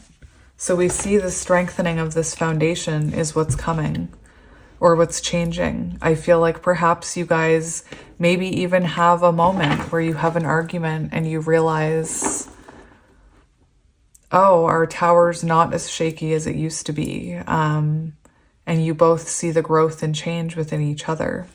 I want to see how your energy is changing after this unexpected strengthening of... Oh, so we have the World, which she's naked, but we do have the World. Reward, success, completion. So you're feeling more completed. I did say this is very symbolic of world energy, and we see this snake here, right? So I do feel like that you've seen transformation here after this tower, this enlightenment about your foundation. Again, that enlightenment could come from you and this person sharing how you feel and it not turning into an argument or destruction. Anyway, we see you feeling very completed here. And not only that, feeling whole, not needing to obsess over this person or chase them, being happy with your own company. For some of you, if you're at a distance, this can symbolize coming closer together, closing that distance. We do have the King of Pentacles, so I do believe that you're going to feel more stable in this connection. There's, you know, we had the King of Pentacles and then the Queen of Pentacles, and we have the Tower, so a lot about stability and long-term investment with each other, this trying to ground. We do have Death on the bottom, which shows transformations, new beginnings, endings, change. Begin again. Beautiful. So, you know, I said it with this World card. I think you're going to see a huge transformation in the foundation and also within this person and also within you and your own attitude towards it. I also feel like everything you intuitively thought was going to happen will happen, and your intuition will also be strengthened by this. I want to see how their energy is changing. We have the Wheel of Fortune and the Three of Wands. This is absolutely beautiful. Look at that. Like, look at the similarities there. So it says karma, destiny. Wheel of Fortune does show a turning point. It shows this person changing. It shows, again, I feel like they've learned some lessons here throughout this, whatever those lessons were. I know I didn't go too deep into the past of these connections or anything. I'm just kind of reading the current and what's changing energy. So we have Wheel of Fortune and Wheel of Fortune, relationship changes, making adjustments. So this person perhaps making adjustments in their life, like moving. We saw the World card, spending more time with you, communicating more, especially with that communication card. And, you know, whatever those changes that you were hoping to see in this person, we see them making it.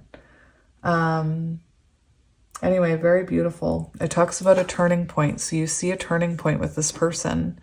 And we have this Three of Wands, which also shows forward movement. I feel like this person will want to plan with you, will want to take action towards this, will spend more time communicating with you, perhaps planning trips, planning travel. Very beautiful. Now, I wanted to see, what was the next thing I wanted to see? I wanted to see how you're currently feeling about this connection. Oh, we have the Lovers. Love, harmony, union, love, harmony. So you see this person as your other half, your swan, your lobster. We do have the Queen of Wands on the bottom, which is exactly the energy that we were channeling with that swan, about you, you know, feeling connected to this person, but also trying to find that light within you, trying to be more confident, trying to focus on your own energy rather than obsessing about this. The Lovers, I will say with the Lovers, I do feel, I didn't notice when I picked it up, I feel like it wanted to come out in reverse. And with the Lovers in reverse, it can show that currently you feel like it's not quite balanced. Like it's an uneven dynamic between the two of you. And I think that's why there's this energy of, you know, you trying to listen to your intuition rather than giving into that fear. But anyway, very beautiful Lovers energy. So you definitely, reversed or not, you feel like this person is your divine partner, your soulmate, your person. Oh, I love that card so much. It's so beautiful. So I'm just going to look up the Lovers. So you could also see this as a connection that kind of changed you with the Lovers card.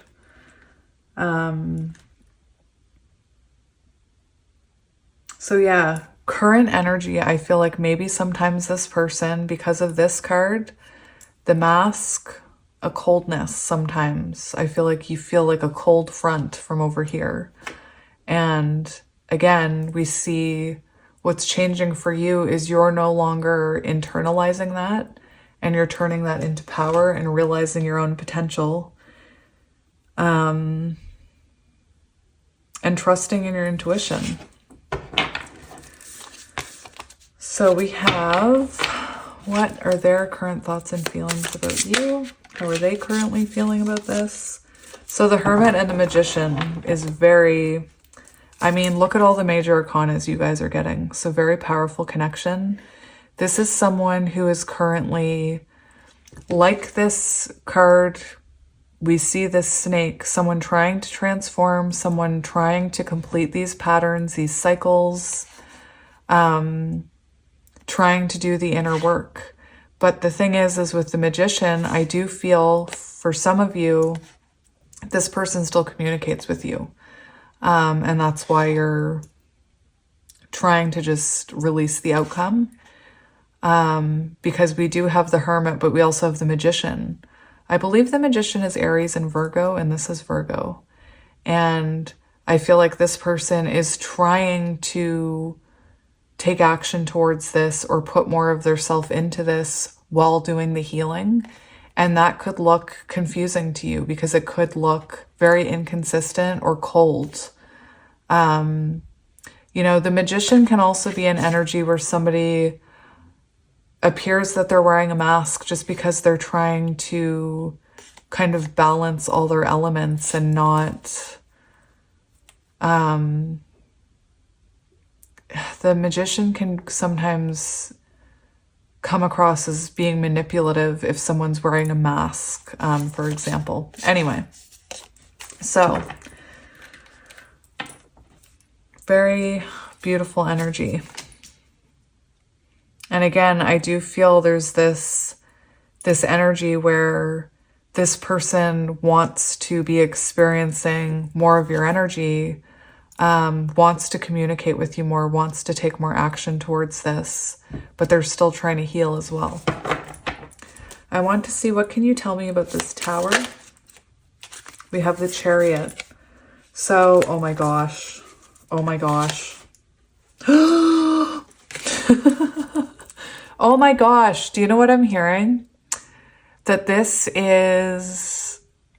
We have assessment here, and I feel like this is... The big change that I'm feeling that's coming here is that this Tower is going to be tested and it's going to be okay. I feel like both of you, the fact that you have judgment on both sides, the energy of judgment, and now we have judgment here, I feel like this is the time where your guides are like, okay, you guys, let's come together. We have the Yes card, the Mother Star. So that's like, anyway, that's a very positive card. But anyway, when I'm asking about the Tower, it's saying the Chariot and the Four of Wands. And I feel like the two of you are moving towards actual union, like actual union, as in living together, as in being in a committed connection.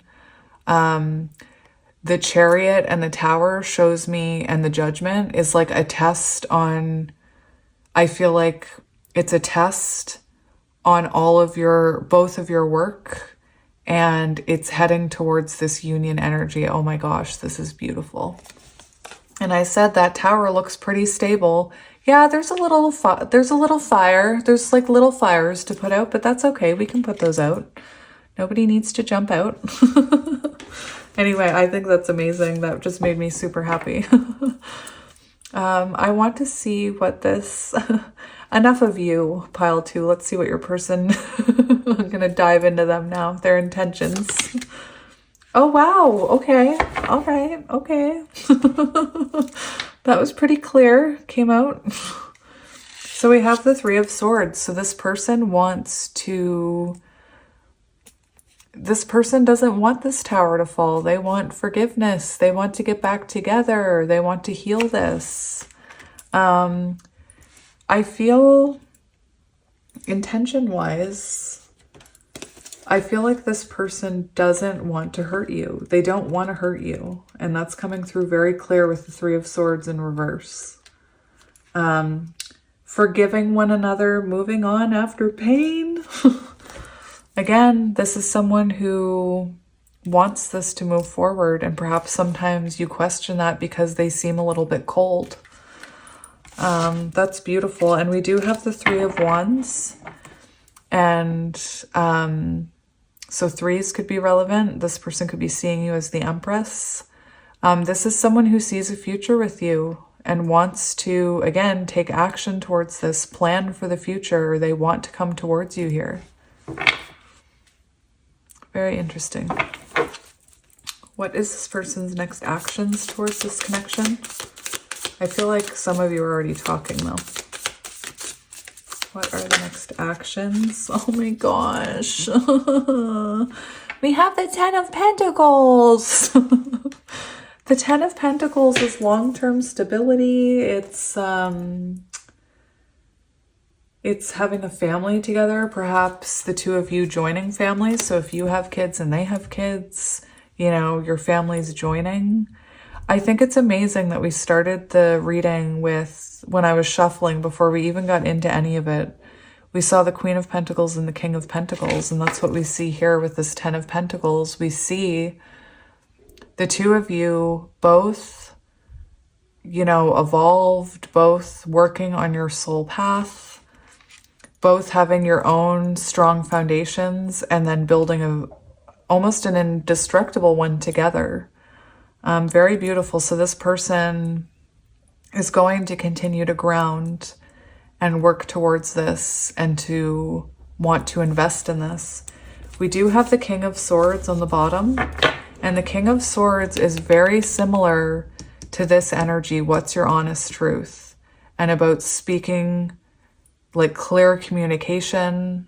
So I think that that's magical that that's coming out as their next action, because that is what's changing in their energy. There's a lot about communication here with this person. So communicating more openly with you, possibly communicating more with you, putting more time and energy into this. What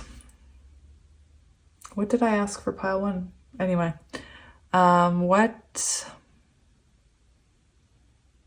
what advice do we need to hear about this connection, Spirit?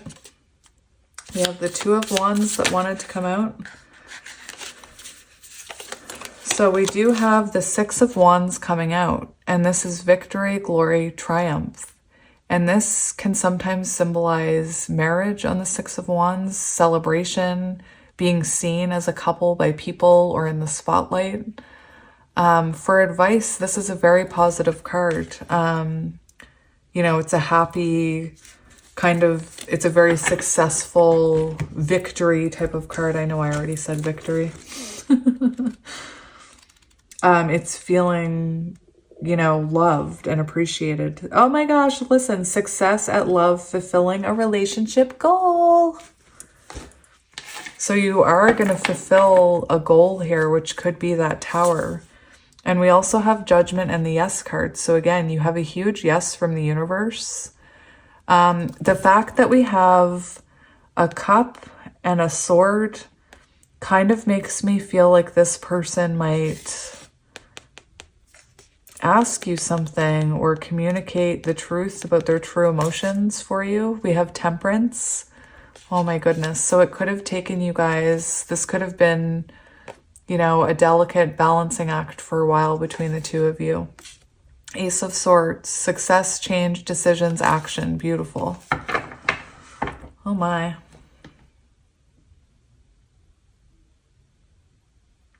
I think that was all I was going to get. Was it? Let's see what's coming next for these two. We have the Queen of Wands that flipped out, flipped back in.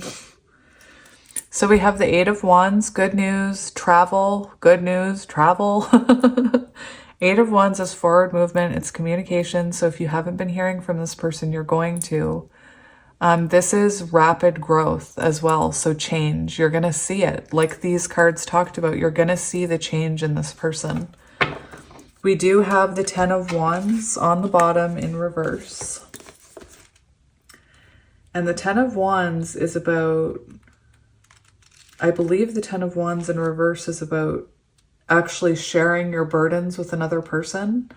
So this person could, you know, with this communication card, I feel like they're going to communicate some of the things they've held back from you in the past. We do have the Page of Cups, which could be an apology. Yeah, finding emotional support from partner. So this is someone who's going to come in looking for emotional support.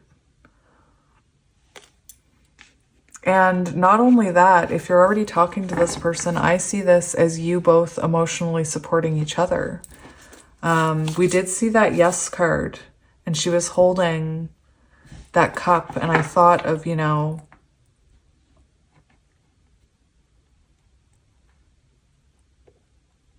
I thought of the Ace of Cups and like an emotional awakening. So perhaps you both, perhaps this person being able to emotionally support you. Anyway, that is very beautiful. So I want to get some advice for you from this Animal Apothecary deck. And we'll just see what Spirit has to say for you. We have Metamorphosis on the bottom. So what advice do you need to hear? What advice do you need to hear? Oh my gosh. Listen, this card has been coming out like crazy. So Master Manifester. I will read it. And we have Perception, 21. So let's have a look here. I'm going to read Perception first because that Master Manifester one we've had quite a few times in the last little bit. Ostrich. Ostrich speaks to us about perception.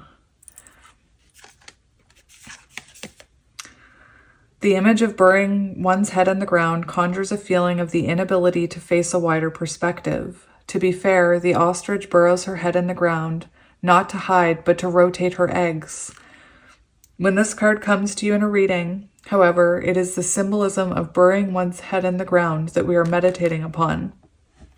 Studies have been conducted to show that a hill will spatially be perceived as steeper when a person is feeling sad.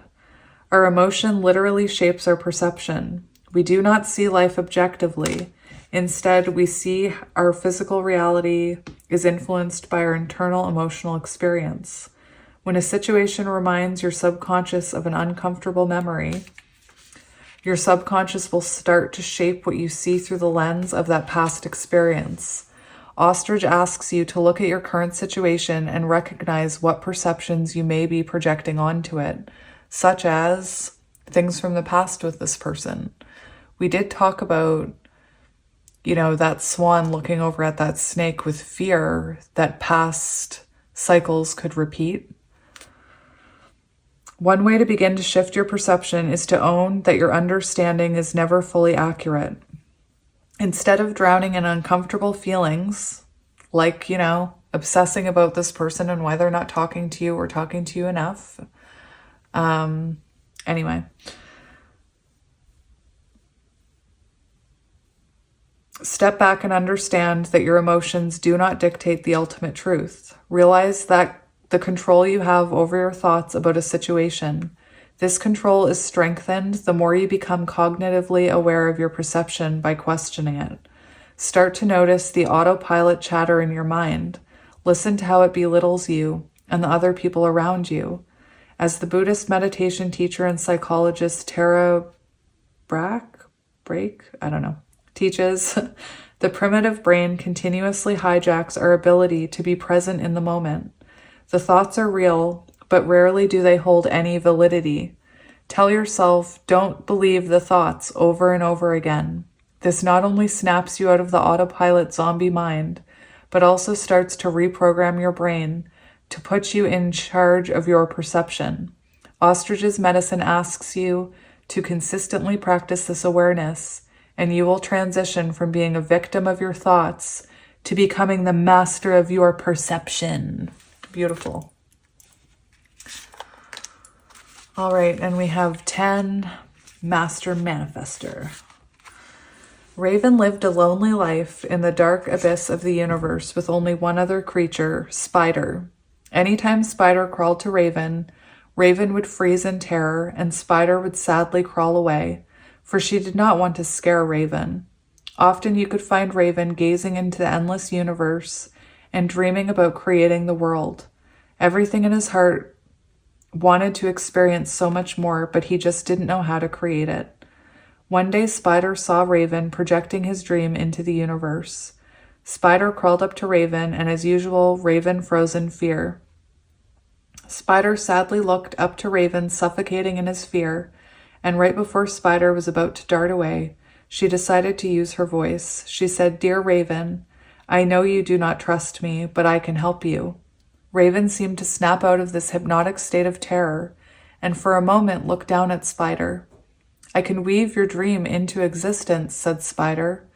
It was at this moment that Raven understood not only did he have to befriend his fear, who was Spider, but that it was his fear that held the gift to allow him to manifest his dream. Once Raven could accept and deeply love all aspects of himself, one being the spider who represented his fear, then he was able to become the ultimate magician, the master manifester. Raven's medicine says when you honor all aspects of your being, you become whole. Wholeness equates to self-love, and your wholeness supercharges your magnetism to attract and create. When you befriend the painful parts of your personality, you will find that they are the ones that hold the secrets that allow you to fully step into your purpose. So, very beautiful. I believe that's all I got for the other piles, so that's all you get, pile 2. I can't play favorites. Anyway, I'm going to leave it here. I hope that resonated. I hope it brought you some comfort. I hope you're all doing well and realize how amazing you are. And take a moment to, appreciate yourself today, please, because you're wonderful. Anyway, I'm going to go. I hate saying goodbye. It's so awkward. I don't want to say goodbye. So I'll say see you later. I'll see you in a few days with another pick a card. But yeah, I will talk to you soon, pile 2. I'm sending you so much love. Bye. Hello, pile 3, and welcome to your reading if you chose the Enchanted Forest Tarot.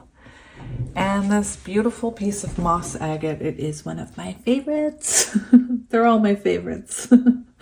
This is going to be a reading about what changes are happening in this connection or in love. It is a connection though, I can't lie. I already, I just shuffled the oracle cards and got a feel for the energy. And out of all the piles, I definitely feel counterpart energy in this pile. Yeah, I feel it very strongly, and I feel like right now there's huge things happening. There's huge changes happening in this connection that you can't see. For some of you, this person could be communicating with you. But I think it's more so about that's what's coming. There's communication coming. There is changes coming. So before I get the oracle cards, I do want to shuffle the tarot. This is one of those decks that have, different meanings. Not different meanings, different names. So you'll just have to bear with me. Bear, panda bear. Oh dear. So we have the Sun card on the bottom here, and that is actually really interesting because in your energy it was coming out. I did see 18, which is divine feminine, the moon. So like I said, right away, I am getting major counterpart vibes. The Sun represents clarity, happiness. Oh my gosh. That's crazy pants. So we do have the moon card here, and look at that.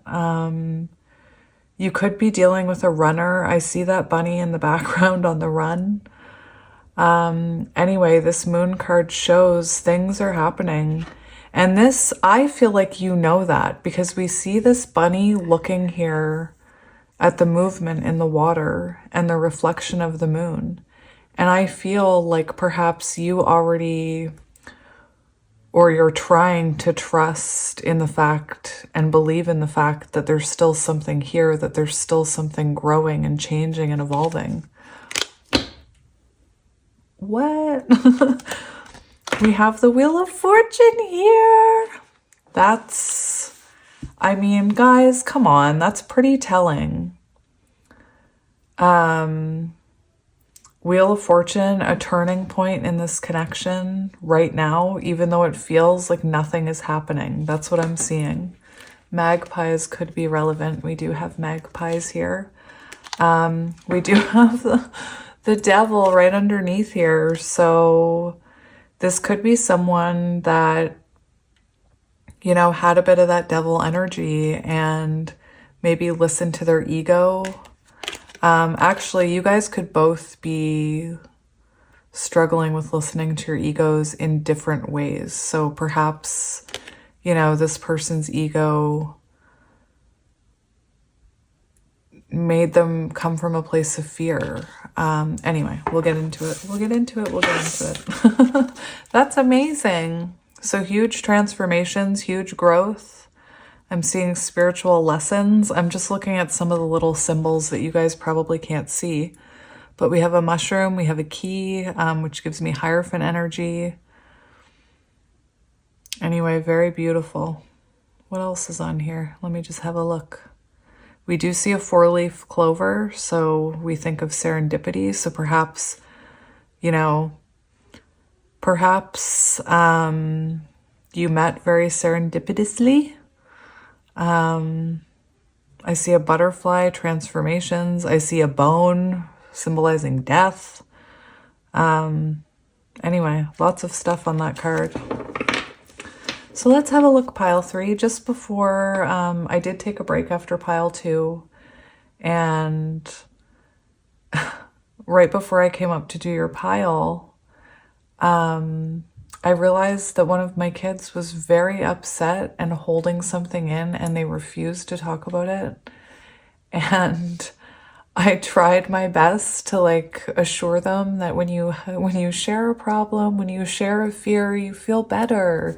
And eventually I got their fear and their worry out of them. Anyway, they had watched, my 9-year-old had watched a video about Gen Alpha, and he was very upset about the way Gen Alpha was being portrayed. And I was trying to tell him that I watched the video, it was meant to be like controversial. It was meant to, this person wanted to trigger people. Like he wanted to trigger people. Anyway, it was also slightly humorous. So, but my son didn't understand that. So then, you know, I spent a long while, not that any of this matters, but I just feel like share. It's pile 3. That's why I'm sharing. Not that any of it is relevant, but I took time to go over the positive attributes or the positive things about Generation Alpha to try and soothe his little soul. Anyway, I feel like he felt better, so maybe you're looking for some soul soothing. I apologize if you hear my kids playing in the background. There's 4 of them. They're gonna make noise. Oh my goodness. So we have the 8 of Boons. I believe boons are pentacles. I had to pause it to tell my children to quiet down. So yeah, we have the 8 of Pentacles, and while I was waiting for them to quiet down, I just grabbed the book for this. And this has a lovely, anyway, this may resonate with what you're going through. The 8s represent limitations, interference, a hard task, or a difficult life lesson. Often the card doesn't show an actual problem, rather it shows ways you might react to the problem. Each of the 8s shows a response to obstacles. The 8 of Spells, which is Wands, act swiftly. The 8 of Visions says awaken from illusion. The 8 of Challenges says think, don't struggle. The 8 of Boons says persevere to attain mastery. And we have the 8 of Boons here, so persevere to attain mastery. And they were talking about looking at this and seeing how to work with this energy. And I feel with the 8 of Pentacles, it is symbolic of, you know, you almost embracing this next change, working with the energy, making it work for you, not against you, is what I'm seeing. Anyway, I'm just gonna restart my shuffling.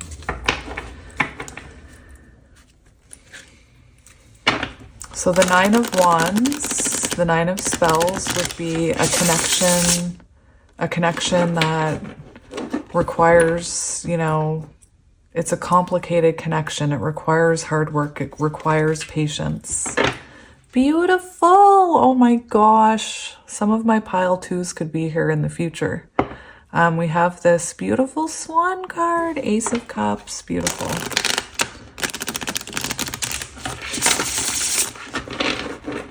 feel like there's a card flipped over, but we'll see. And we have the Emperor. Oh my gosh. The Emperor. There is a card flipped up. So we have the Child of Boons, which is Pentacles, growth. Beautiful. So we do see growth. So on the bottom of the deck, before I cut, we have the Emperor, right?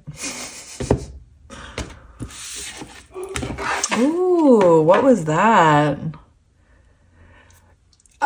Okay, just, did anyone else just see that?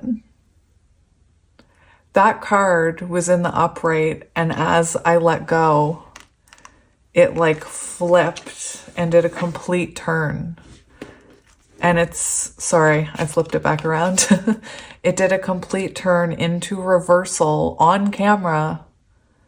The Three of Swords in reverse. That to me is fascinating and a very clear message, because the Three of Swords in reverse. Oh my gosh, these dogs. They're barking at other dogs. This Three of Swords in reverse shows forgiveness and healing from the past after separation. And we had the Emperor. We had the Eight of Pentacles, so you working with this energy. And I think that's what's changing here. I think that there's healing of this broken heart, of this separation. Interesting. Anyway, I thought that was pretty cool. Okay, so we have the Ten of Spells on the bottom, and that shows, you know, the Ten of Spells can represent being overwhelmed, confused, and perhaps that's how you're feeling right now. What's interesting is the Ten of Spells in reverse talks about sharing your burdens, your emotional burdens, sharing with your person, like sharing your difficulties with your partner. And I feel like eventually it's symbolic to me, because that's what just happened with my son. I feel like in the future, the two of you, what's changing is that instead of you, you know, both, I feel like this person is going to share what's been going on with them. That's what I'm feeling. Oh my gosh, we have Judgment, see? So, the Ten of Wands, hang on, pile 3. Now we're going to get into it. I gotta get a book.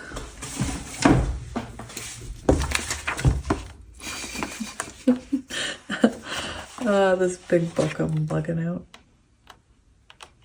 I have to laugh at myself. So, spreads for overcoming difficulties in love, reconciliation. Cards that are lucky include the Ten of Wands. So I think that's very fascinating. Now, I'm sorry, pile 3, we're just gonna have to, Spirit's telling me to go deep here, so hang on for the ride. So we have tens, and the tens take the culminating energies of the nines and turn them up one more notch, for better, for worse. So we saw that Nine of Wands, right? And now we see the Ten of Wands. So it's turned it up a notch to either, I think, to force an awakening with the Council of Animals, which is Judgment. I mean, come on, guys, look at that. I just think that's adorable. Anyway,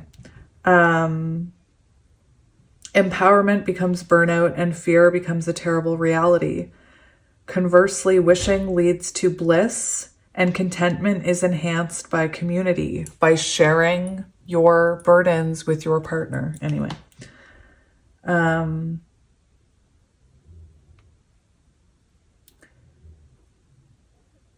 So anyway, now I want to look at this Ten of Spells.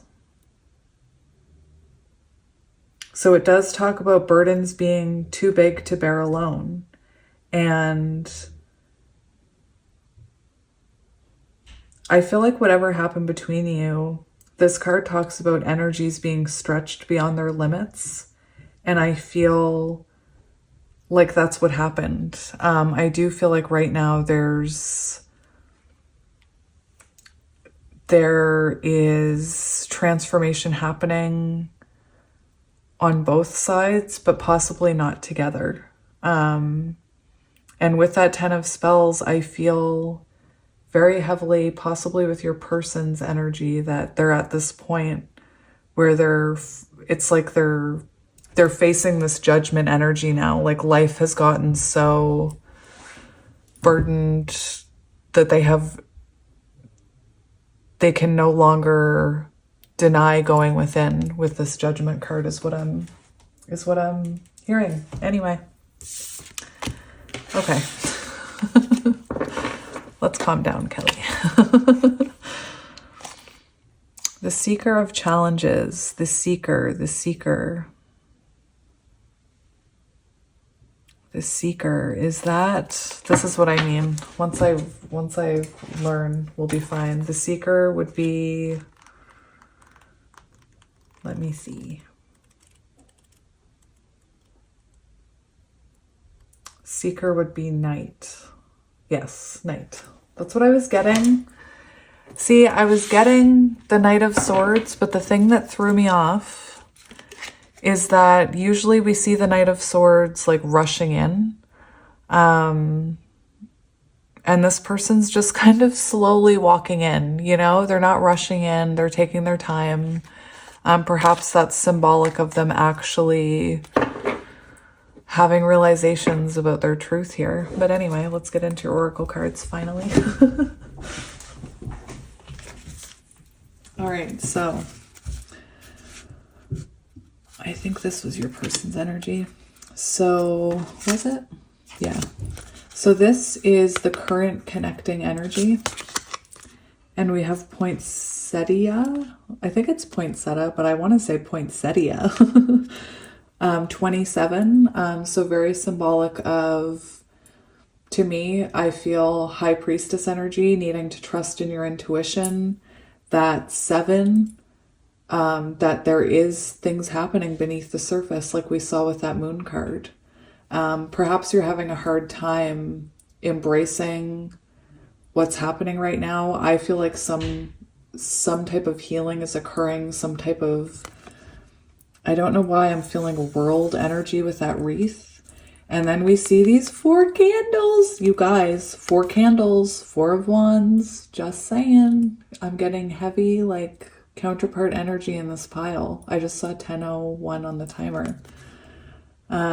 Anyway, cast the shadows, scream silence at them, dear witch. What lurks inside transforms into the most beautiful of beauty.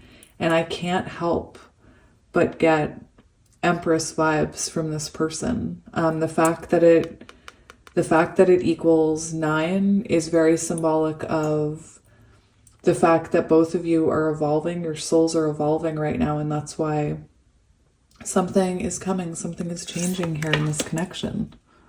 Beautiful. I always say that. So you guys actually had an extra card come out. Shh, don't tell.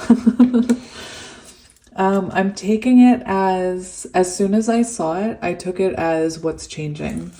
And we have the oyster. So I actually want to leave that right there. Like I said, I'm sorry, pile 1 and 2.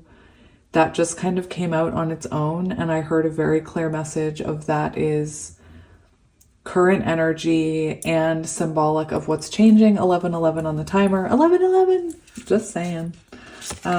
So your energy, we have dragonfly. And this is air energy, so Gemini, Libra, Aquarius. I did learn from my cards, I learned so much. And one of the things I recently learned is about a dragonfly and about how they actually live underwater for 4 years as a creepy little nymph creature before they evolve. And when they're underwater, when they're in that state, they have no perception of how amazing their life is going to be. And I feel like this may be a connection where Perhaps you had no idea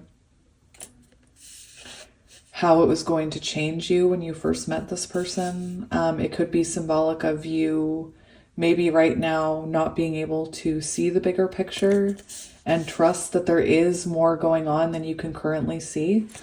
Just imagine that dragonfly being in the dark underwater for 4 years, and that's their reality. And then all of a sudden they grow and transform into a dragonfly, and they can fly, and there's light, and there's sun, and there's wind in their little dragonfly hairs. Anyway, for the energy that what's changing for you energetically, we have Nourish the Sacred Feminine, 18, Divine Feminine, the Moon. Doesn't matter your gender. You're amazing. I mean, I guess your person's amazing too. I'm just kidding. That's a joke. So for your person's energy, I skipped their animal energy. I'm sorry. We do have raw intention, and this is what's changing for them. So right now it feels very dark, but these transformations are happening for a reason. With the dragonfly, again, 4 years could be relevant, or 4 months. And for your person's current energy, we have the black egg, and it almost came out in reverse. So I want to say this person may have been hesitant to go within with this black egg energy, but we'll get into it.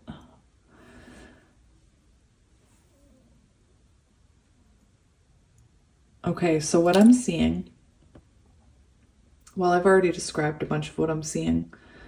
I do believe your person is reflecting right now. In every pile, we've had a spiritual card, which is fascinating.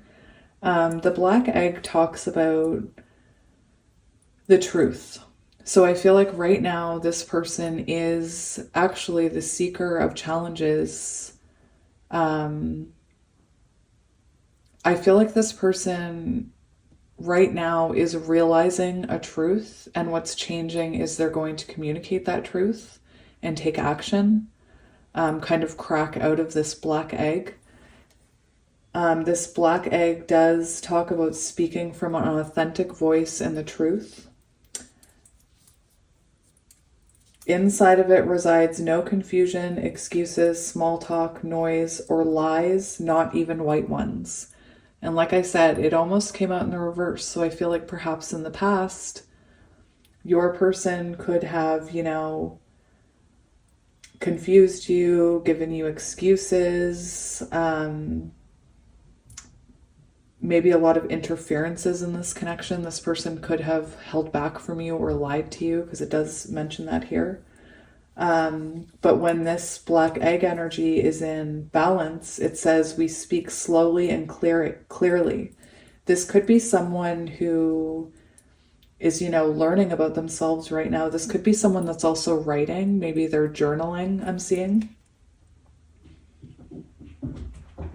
It says when the energy of the black egg is not yet assessed, we speak from an unsure place. So again, I feel like in the past, this person may have held back because they weren't sure. Maybe they were still confused about this. Maybe they couldn't see clearly until they had that awakening. Anyway, it talks about this energy. The black egg energy hovers and waits for us to reconnect. So I do feel this energy that this person is maybe watching you, or kind of with that seeker of challenges. That is the Knight of Swords. And that's someone who's that's the Knight of Swords is someone who wants to rush in and say something. Like I said, there's this energy that's hovering over this person, first of all, to realize their truth and to be truthful and to communicate. But also there's an energy of them wanting to communicate that with you. Anyway, the oyster shows us, like I said, I apologize for the other piles, didn't get this card.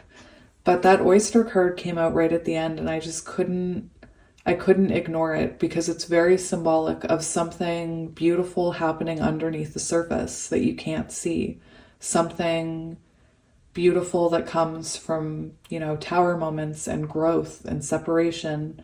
When we think of the pearl, it's caused by irritation, and it takes a long time to form through that irritation. And it kind of drives it kind of drives the oyster nuts, you know, it pisses the oyster off because it's irritating. Just give me my pearl. Anyway, and I just think, first of all, I think that right now you are both holding back, perhaps protecting your energy, but something beautiful is transforming here. I believe you're both transforming into your balanced divine energy, your highest selves. And, you know, we see these kind of rays of sunlight coming out of this oyster, and I feel Spirit saying, that's the change that's coming. You're about to see this pearl. Anyway, I feel like the change you're going to see in yourself is that you have more faith in your intuition. And I feel like the change you're going to see from your person is that they're taking action and they're being honest and they're telling you how they feel and they're revealing, you know, perhaps some of the stuff they've been going through, some of the realizations they've had. Anyway, let's read some of these cards. So first we have poinsettia. I know that's not how you pronounce it, but I like it.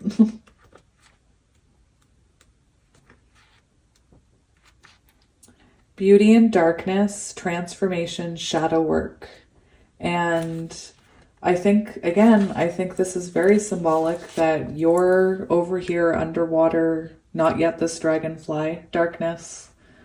There's a lot of shadow work going on both sides, I believe. A lot of trying to listen to your intuition, maybe see your intuition, see the light at the end of the tunnel. Anyway, this is also on page 92, which equals 11. Often mistaken as flowers. Let's pick it up. Often mistaken as flowers, poinsettias are shrubs native to Mexico. Despite growing all year long, you'll be hard-pressed to find one much past New Year's Day. They have become a symbol of beauty during the cold, wintry months.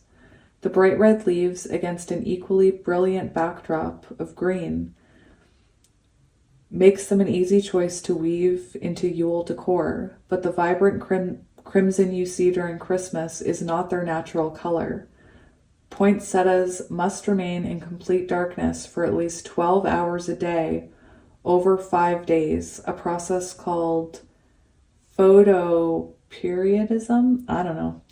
There is an important lesson here. Poinsettias show us the way to finding beauty in dark places. You have pulled poinsettia because your hardships, mistakes, and shortcomings are your beauty in the darkness. You may feel called to hide them for a time where they were slowly, where they will slowly morph into something new. When they are finally free to come to light like the little dragonfly. Sorry. You will find your mistakes are stunning representations of your strength and determination to succeed, despite your past. But these parts of you cannot come to light without your help. They must be recovered if they are ever to be admired in the light. This process is called shadow work, and when you are brave enough to enter the darkness, you will return wholly transformed. You are being guided to seek out your hidden parts. You may think that others will judge you for the things you've done. That is a natural feeling to have, but know this, those parts have made you who you are. They give you character where others are hollow, and they've taught you lessons that have contributed to your growth. There is still so much to learn from these parts. And with that divine feminine, the moon does talk about shadow work. So anyway, I also wanted to say that 22 equals 4, which is Emperor energy, and that card talks about taking action. Anyway, it's magical to me. The synchronicities. So we're going to talk about this dragonfly. So this is air energy. We have Master of Light, Illusion, and the Mind. And when when you're in balance, I believe that you can see this situation very clearly for what it is. But I feel that sometimes it consumes you, and you doubt your intuition. We do have this busy mind energy for when you're in your shadow. So perhaps you worry about where this is going. Perhaps you worry about the silence and the shadow work and the darkness.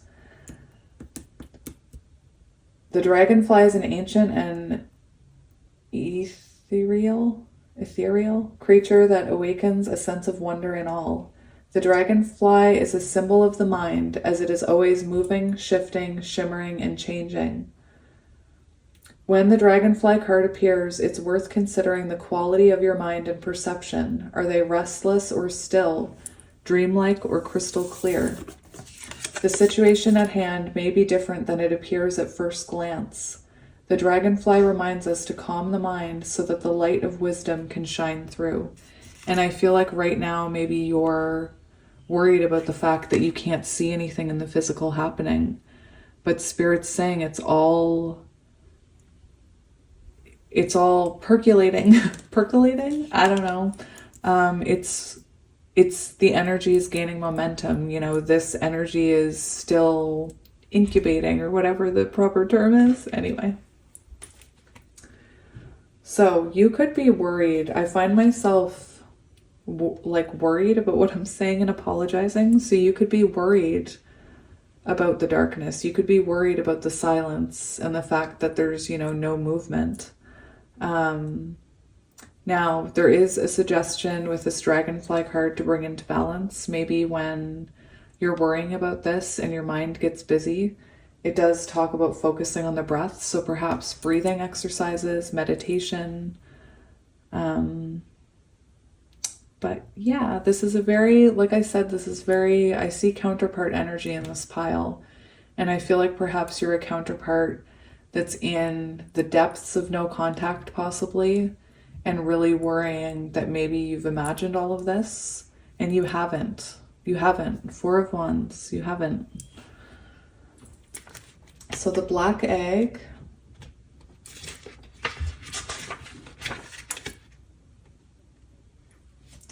Speaking from an authentic voice, the truth. And this is your person's energy. Oh, did I already talk about this? I think I did, didn't I? I feel like I did. Yes, I already did talk about this. Okay. I thought I was losing my marbles for a minute. So I want to talk about the energy that's changing for you. So I do feel like right now you could have a bit of Nine of Swords energy, where maybe you're anxious about this. This card talks about illusions, fear of anxiety about the unknown, potentially missing something that you can't see. Work to be done on the shadow self. Oh my gosh, beautiful. So anyway, the energy, I feel like the energy you're in right now, and the energy that's changing for you, the energy that you're moving into is this energy of divine feminine, of an inner knowing, of trust. So get excited. Inner knowing and the unconscious mind, listening to intuition, showing unconditional love. For some of you, fertility is enhanced. This could also speak of pregnancy for some of you, just saying. Nurturing, teaching, healing, using your emotions as a guide. So very beautiful energy. This is the energy that's changing for you, that you're going to be embodying. Now is the time of deep introspection as you wait for an idea to grow and develop. You've planted the seeds, and sometimes divine timing requires a period of rest as things culminate and ripen. The moon asks you to be open to receive, to reflect, to pause and collapse into waiting. She's the waning crescent that casts a moonlight glow over the landscape of your life. She has trickled light into your path. By the way, this is on page 38, which equals 11. She has trickled light onto your path, but only very dimly, because she hopes that you will listen for the subtle signs and the wise whispers that are all around you. It's time to look directly into the shadows at any lingering wounds that may continue to affect your current understanding. So even if you're not talking to this person, it's important to look at how their past behaviors affected you, what triggered you, what wounds can you heal? Were you reacting from a place of wounding because of something in your past when they weren't intentionally trying to hurt you? I think it was pile 1. There was a card about a loving mother, and I said to pile 1, it was like, wow, I just felt one of my wounds rip open there. So anyway, now is the time to think about those wounds that you have and why these things trigger you. Remember that in the dark, it's easy to blow fear and illusion out of proportion. Don't strain to see that which you cannot see right now. Instead, focus on your inner knowing and on what you can see. Allow your intuitive nudges and any persistent feelings to help you translate her gentle illuminations. You must trust yourself. And I get it so often, people telling me that they doubt their intuition. Guys, I doubt my intuition all the time. Your intuition is a muscle. You need to work at it. So work it.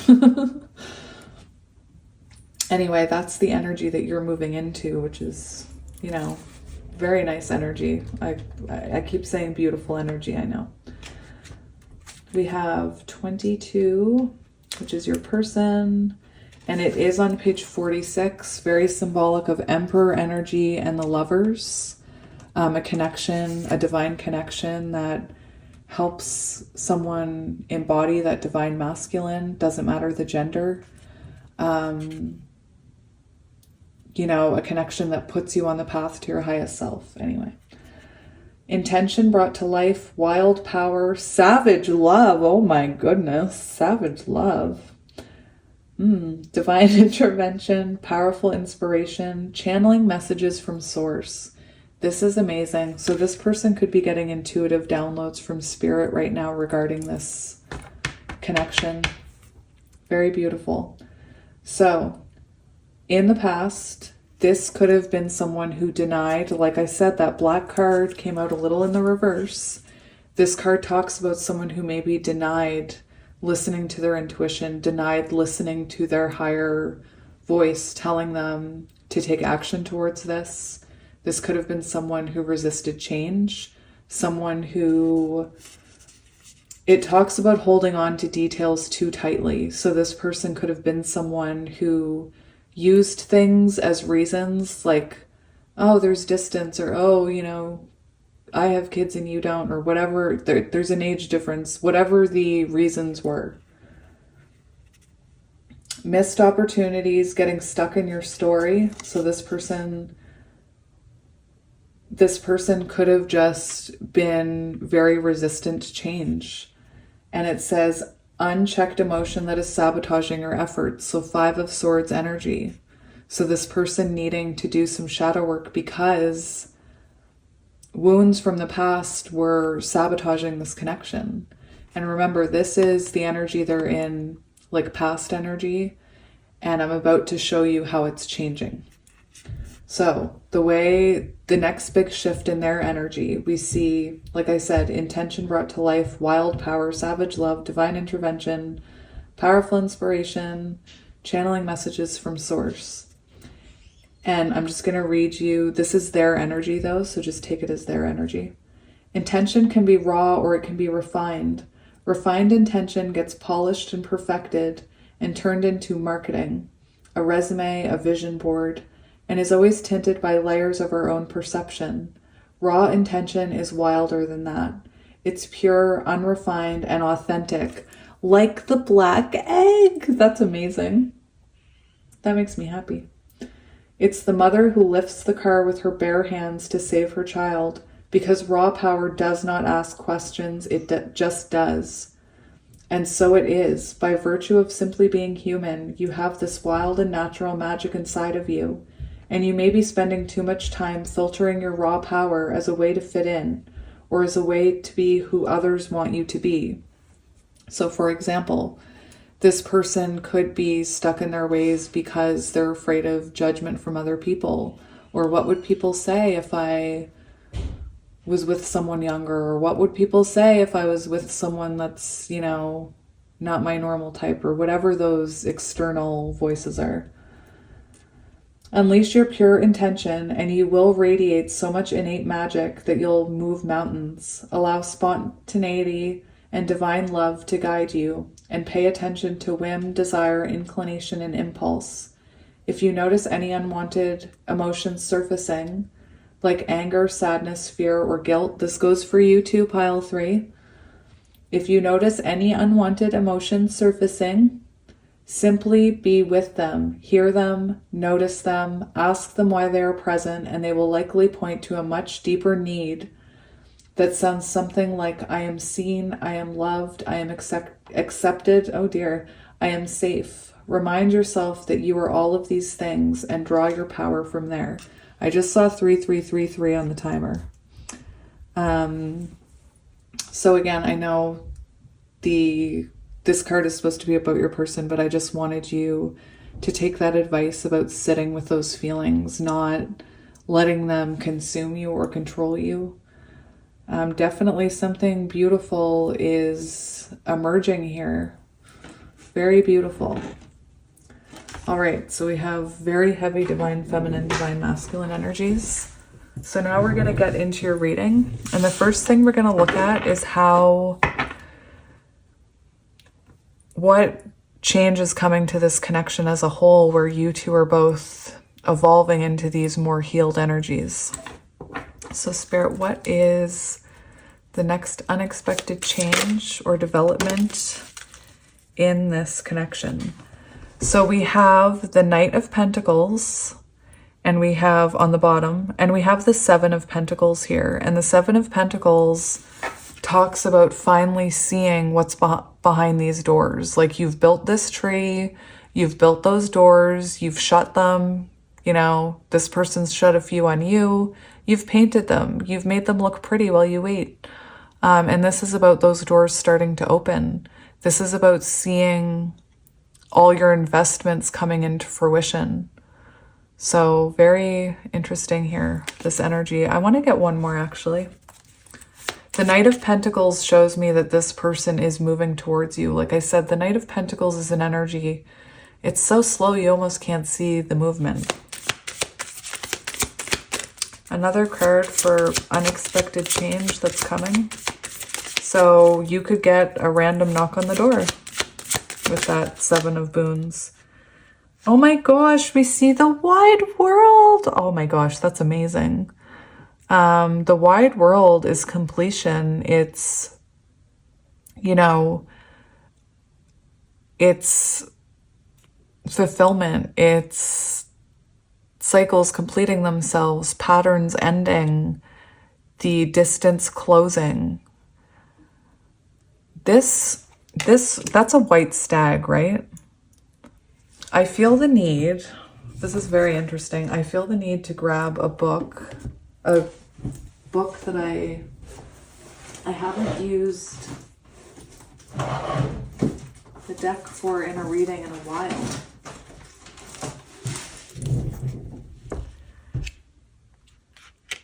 Is that a white stag? Somebody help me. There's no help for me. Like, is that a white tail? I need to look at this white tail card. That's what Spirit's telling me. No? Is it the second one or what? It is. The process of rebirth. Oh my goodness. So, anyway.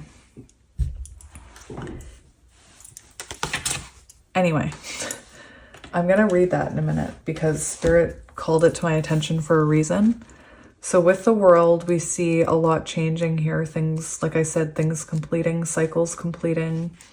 We see feeling loved and grateful, fulfilling romantic life. So fulfilling your romantic love life. Feeling fulfilled by these pentacles that you planted, seeing all these doors open up. Now, like I said, this kind of made me think of this Oracle of Pluto book that I have. It made me think of whitetail. Each year, the majestic whitetail, this might not even be a whitetail, I don't care. Each year, the majestic whitetail sheds an incredibly important part of itself, its rack of antlers. In each subsequent year, the antlers grow back stronger and bigger than they were before. The process of regrowing these antlers is bloody and painful, yet necessary. The antlers are used to defend not only the whitetail stag, but also his family. Furthermore, they are a sign of increasing maturity, experience, and skill. The arrival of the whitetail in a reading means that you too are undergoing a painful yet necessary rebirth. There is a part of your identity, life, or even relationship that must be shed now in order for you to advance forward on your journey and ultimately your evolution. This process may also feel bloody and painful. Resist the urge to shy away from it. Instead, recognize that to make room for this new version of yourself, a version that is bigger and stronger than before, you must first prune away whatever is bogging you down. You've outgrown it, and choosing to hold on to it is no longer serving you. And I feel like that's very symbolic of, you know, Spirit saying both of you are being reborn in a bigger, better version of yourself. This connection is going to change into something more beautiful than it's ever been. And now is the time to release those shadows and do the work so that it doesn't sabotage this connection when you both fulfill this. It's beautiful. I think it's interesting how the Seven of Boons is kind of very similar to the oyster energy, like trusting that something good is going to be behind that door. Anyway. All right. So I want to see what is changing in your energy. How will your energy change? We have the Four of Visions and the Three of Visions. So this shows, I believe this shows, first of all, we have this hummingbird here, and I feel like there's a huge message of hope here, that you are going to feel more hopeful about this connection than you do right now. I truly feel this is you right now, perhaps losing hope, not even seeing the little glimmer of hope here. We do have the dragonfly. That's magical. And the dragonfly, again, represents the fact that I feel that you're about to see transformations here. We have a butterfly. You're about to see growth. You're about to realize that this all has been for a reason. I feel like you're going to feel more appreciated by this person, more like the energy flows with this person, with the Three of Visions. Oh my gosh, we have the Four of Wands. Oh my gosh. So I want to look at this Four of Visions, which is the Four of Cups. And the Four of Cups, so your energy, how it's changing. It does say, being more active in love life, new understanding of love. So you're going to have a new understanding about this connection. You're going to see what's been happening beneath the surface. Your hope is going to be restored here with that hummingbird. I want to see how this person's energy is changing. We have the Enchanter, the Magician. So this is someone who, very similar to these cards, is going to make something happen. This is someone who, the Magician can talk about communication, putting your ideas to the test, We do see divine timing here, so this is happening in divine timing. We see the owl representing this person having wisdom about this. I also want to say that some of these things that are on the magician's table were in that Wheel of Fortune that we saw in the beginning. So I feel like this person is going to be trying to make things happen here. And it's going to look... I feel like they're going to approach you, is what I'm hearing. And maybe with this Four of Visions, you don't even realize it. The Magician creating opportunities for love, being proactive in love. So this is someone who makes something happen here. And again, is more proactive in this connection. All right, I want to see another message about how things are changing.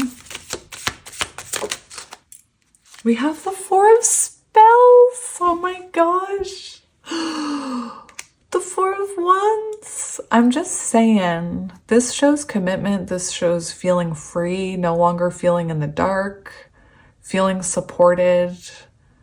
I heard somebody the other day, a reader, describe this card as the feeling when like the Emperor and the Empress come together.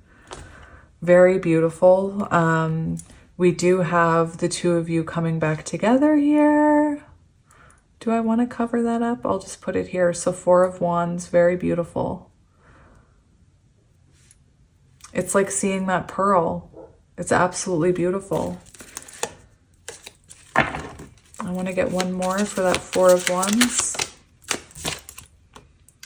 We have the Page of Cups. So this is showing an offer here, perhaps an apology, kind of renewed hope or renewed emotion in this connection. Very beautiful. Did one of these cards talk about weaving a web, or was I imagining that? Because we do have this web here. And I feel like it's very symbolic of the Wheel of Fortune, that web, and the fact that it's not finished here.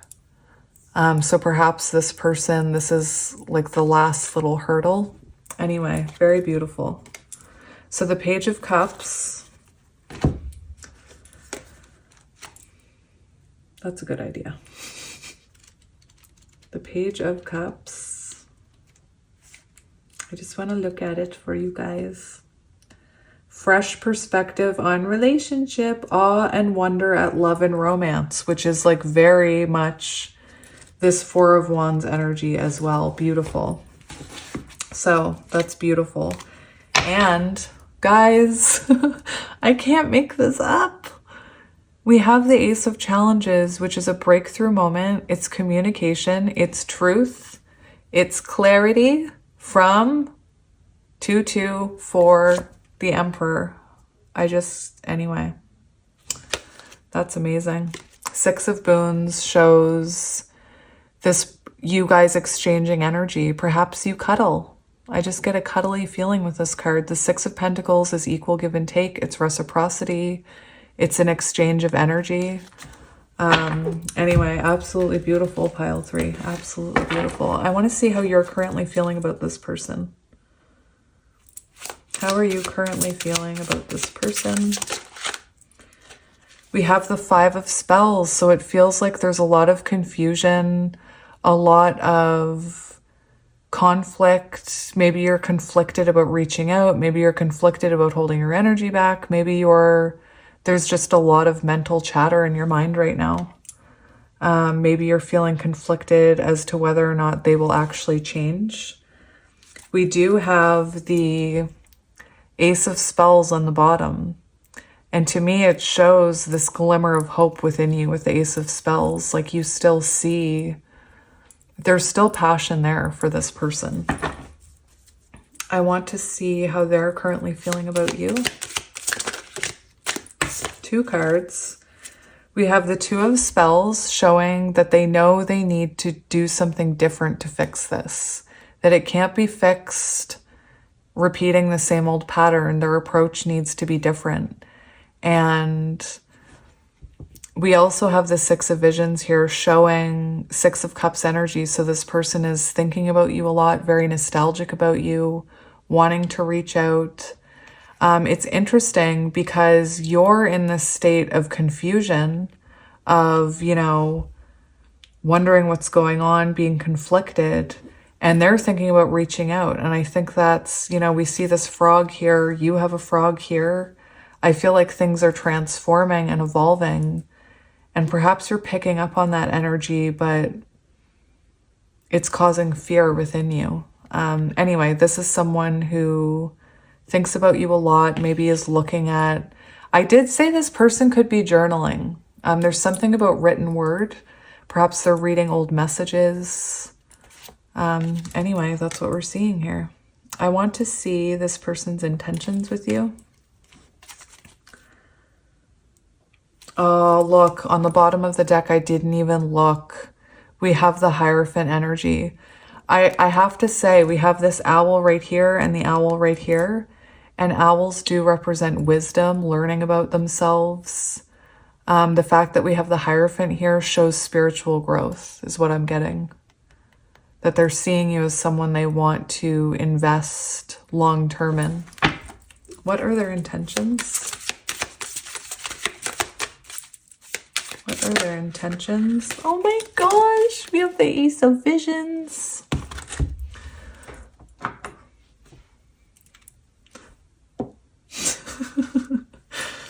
So with this Ace of Visions, we see, we do see mirroring. Swans are very symbolic of twin flames, soul connections. Very symbolic of the journey where you evolve from your lower self into your highest self. You evolve into this confident, beautiful, balanced individual. The Ace of Cups is this person wanting to, you know, share emotion with you, wanting to offer you something. This can be a renewal in love. I feel like this person is coming back more elevated. The reason I put it there like that was because I was going to say their intentions are to come see you, to offer you this cup, to renew something here after an emotional awakening. Anyway, the swans were here for pile 2, so I guess they're staying for you now too.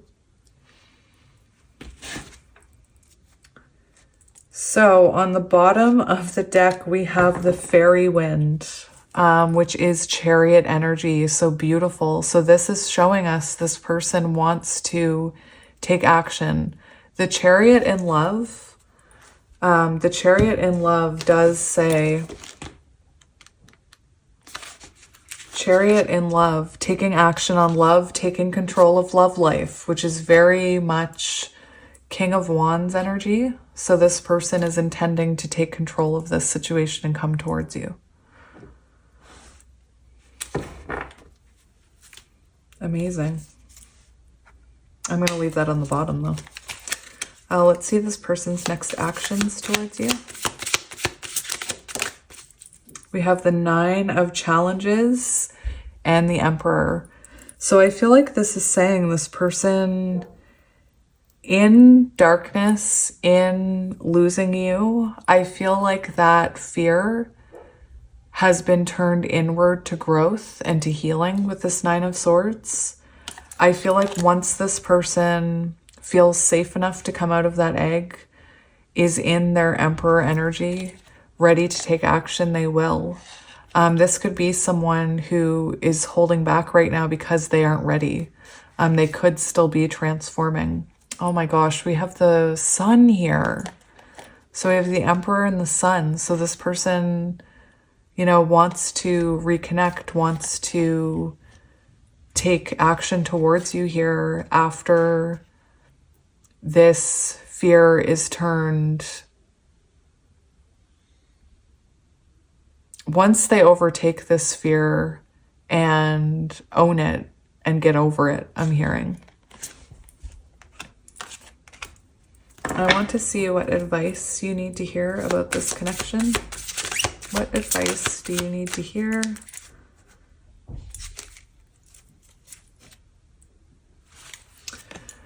So So we have the page of, is that right? The page of Pentacles here, showing that this is, I did say Knight of Pentacles. It's almost moving so slow you might not be able to see it. So just keep that in mind here with this page of Pentacles. Or no, Knight of Pentacles. The Knight of Pentacles is, it is growth. It's steady, slow, quiet growth. So I feel like Spirit's saying just because you don't see anything happening here doesn't mean there isn't amazing growth coming and happening. There's also this message of death and rebirth on the bottom. So the never-ending story could be relevant. The nothing. I think it's interesting because we have death and rebirth here, very transformative energy like we've been talking about. Looking at your shadows, you both looking at your shadows. I think it's interesting because I don't know if you guys can see it, but there's a hand here as if there's an offer of a rebirth coming with the sun. So I'm just picking up on that energy right there, you guys, the offer of a rebirth, because that's what we do see coming with the sun once this person, you know, gets out of their head. Anything else you want them to know about this connection, Spirit? Oh my gosh, don't lose hope. Don't lose hope. We have the star, so don't give up hope.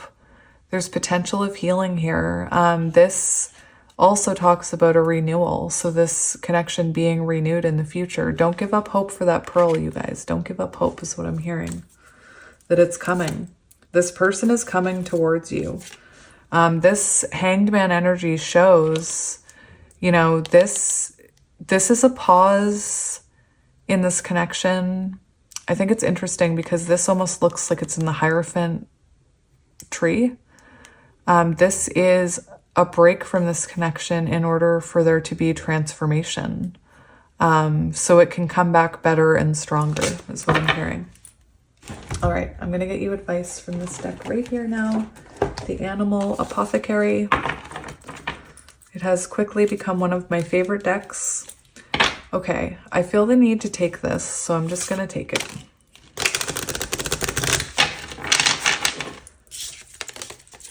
We have Almost There, and Spirit told me as soon as I saw it, take that. So I'm just going to shuffle one more out. I believe that happened for pile 1. One of the cards just popped out. So what other advice do you need to hear? What other advice do you need to hear? Small steps, big accomplishments. So we do have this energy of 8, which is strength. Don't let pride get in your way. This is actually strengthening this connection. We have 4, which equals 8. So 8 could be relevant. 4 is also Emperor energy. And on the bottom we have just trust. So just trust in this, Spirit says. So I'm gonna, that small steps, big accomplishments is also giving me the energy of Knight of Pentacles, like really slow moving.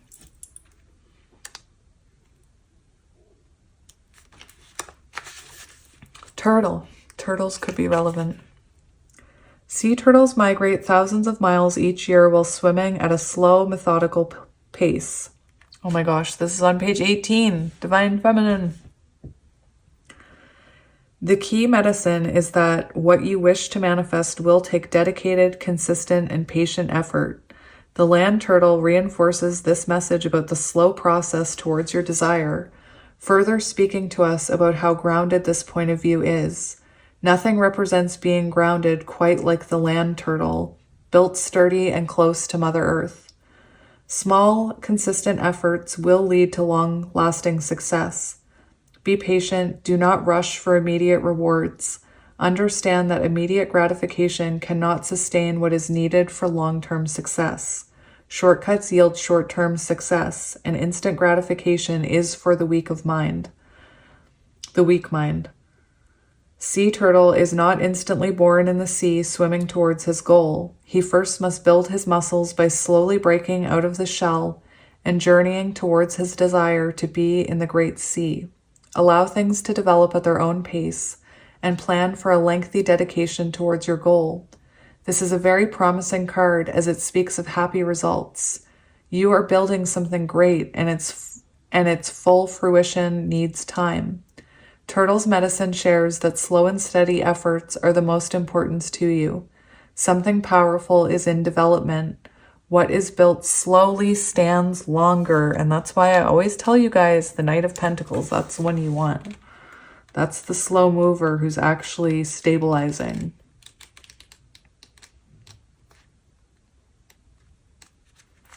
So we have almost there.